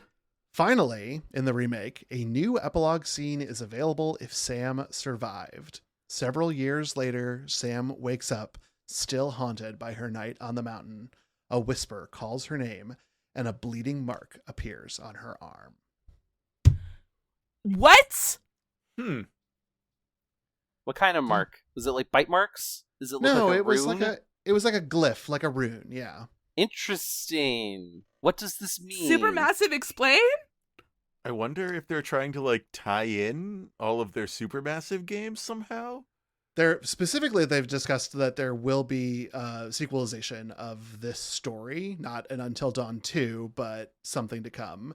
Sam, sorry, Tyler, is the hardest character to not have survive Until Dawn. So she is the one who makes the most sense to appear in this epilogue scene. Yeah, no, like I get that. Again, like I killed her, so it's fine. But I'm like, what do you mean there's a glyph that appears on her in blood? Like, what is this? I want to know. Is this a reference to one of the other Supermassive dark pictures? I will not force you to play Man of Medan, but if you wanted to watch our friends on Novel Gaming with their playthrough of Man of Medan, which I find to be a lot less terrifying because Doug and Katie are holding my hand the whole time, you can check that out, and you might see a similar glyph in that game. Ooh. I hope they never bring in the one that's set in Iraq during the war on terror. House of Ashes? Yes, House of Ashes, because that one, I watched a playthrough of it, and I was like, boy, this is pretty not good.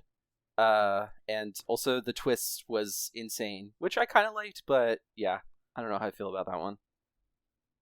Anyway, any other final thoughts for this episode? This was another marathon, and we love you, David, and we wish you all the luck in editing this one.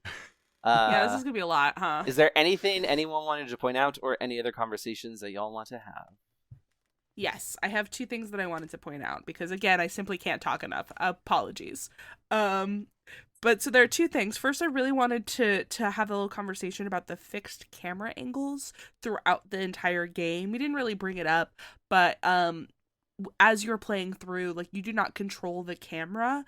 It's all fixed throughout, so as you move through the space, the camera angles will change.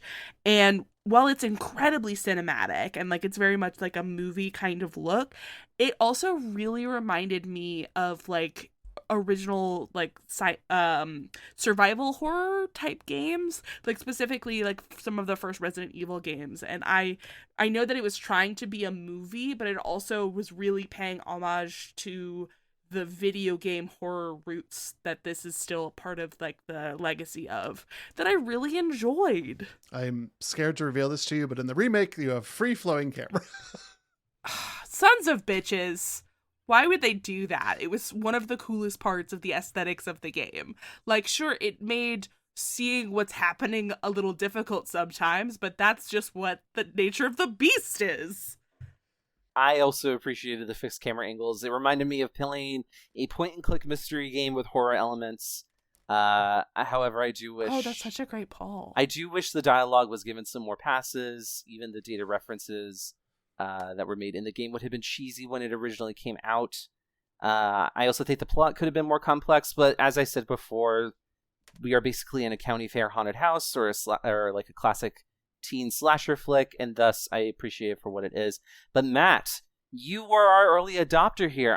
And now we've made it all the way to the end of our journey. We've made it until dawn. I would love to hear what your closing thoughts are on this game.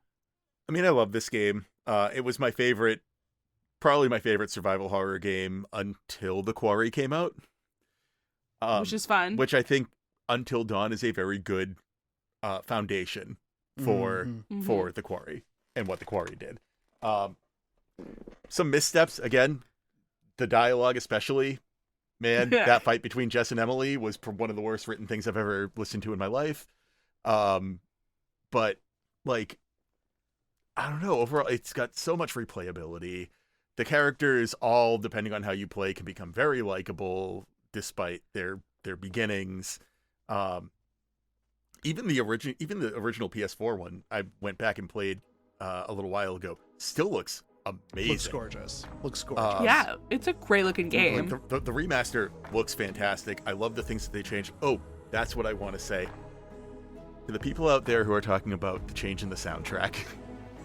Oh, yeah. I didn't mention it. Oh, okay. What's the tea? I am so sorry, but the new theme is so good. They replaced Oh Death, which people are like up in arms and screaming and crying about.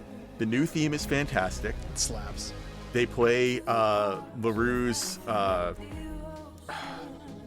Coming In for the Kill throughout the prologue this time, and it's so like the mood is so good. Like the new soundtrack, and this is not talking the old soundtrack, but the new soundtrack makes it feel so much more like a contemporary teen slasher movie. Yeah, and that's so fun. And I loved it. If you didn't like it, totally get it. But man, like, if I were going to choose one thing that stands out as an improvement that was different, they did a great job. I cannot say enough good things about the remaster, save for the fact that it crashed a couple of times the first week that I was Mine crashed too. Yeah, see, like first chapter I was in a cutscene and it just like blue screened and I was like, oh. Mine, when Josh was walking downstairs with Sam, they just stopped talking and there was no closed captions either. And I was like, all right, well, I remember what happens here, so this is fine. But like, this had better get fixed because I'm taking notes. So that's so funny. I just want to say that I love this game. I'm really glad we got to do it for the podcast. Thank you so much to Matt for coming on and being sort of like another great voice to have on this. I think that one of the things I love about the remake is that they re-engineered a lot of the audio. They didn't record any new lines, but by adding more spacing between some of the dialogue, I think it actually does help a lot of things. Not the Emily Jess fight, that it's only so much you can shine a turd. But I do think that a lot of the delivery gets improved by some of them, even just removing one line here or there. And it was so cool to have a voice actor on to be able to talk about how great and awesome this game is, because it gets so celebrated for that aspect of it. And I mean, 2015, that was an early, I mean, yeah, sure, we'd had voiced video games for a decade already, but this is like really raising the bar on what an interactive story can be. And I think it was really important to have somebody in the biz with us, Matt. So I want to tell you, I really appreciate you. And the last thing I love about the remake is more trophies, baby. And I need everyone to know that all the trophies are based on horror film titles. So they are a really fun trophy list to look at. That's so fun. I'll have to look that up. I have to agree, Matt, you are a treasure. Thank you so much for being here. Where can folks find you or other great things that you're a part of online? Well, first of all, thank you so much for having me. This was a blast. I hope this isn't the last time that I get to talk to you all. Oh, please come back. Oh no, you're coming back. You're coming back. Please. Where you can find me online. All of the shows that we mentioned at the beginning, you can hear my voice in. You can find me on Blue Sky at mattbartlettvo.bsky.social, because that's convenient. I'm on Instagram, but I barely use it, at mattbartlettvo. And oh my gosh, is that all I've got going on right now? As far as social media goes, it feels like that's not a bad thing. It's just weird to not have 4 things to say. Or you can hear me on the Queer XP every so often as well. Thank you, Matt. And if your aunt is listening, she can look you up on Facebook as well. But everyone else, just stick to Blue Sky. Wait, am I on Facebook? Who knows? I don't know. It was a joke. I don't think I'm on there anymore. Matt, it was all a bit. It was all a bit. Oh, I'm sorry. I ruined it. Poof. This has all been a so bit sorry. all along. We're not even recording. We're not? Shit. Well, thank you so much for listening. If we did actually end up recording this. Thank you for joining us. Please remember to rate, review, and subscribe wherever you get your podcasts. Bide your time waiting for the cable car to arrive by connecting with us at FearCodedPod at Instagram and Blue Sky. This podcast is a proud part of the Glitterjaw Queer Podcast Collective. If you'd like to listen to more queer media podcasts, check out the full roster of shows at glitterjaw.com. And join us next week as we kick off Furry February, celebrating the animals of the horror world all month long. And we'll start by adopting an adorable and harmless bunny rabbit with the very odd eating habits from the 1979 children's horror novel Bunnicula. But for now, we will all say goodbye. Goodbye.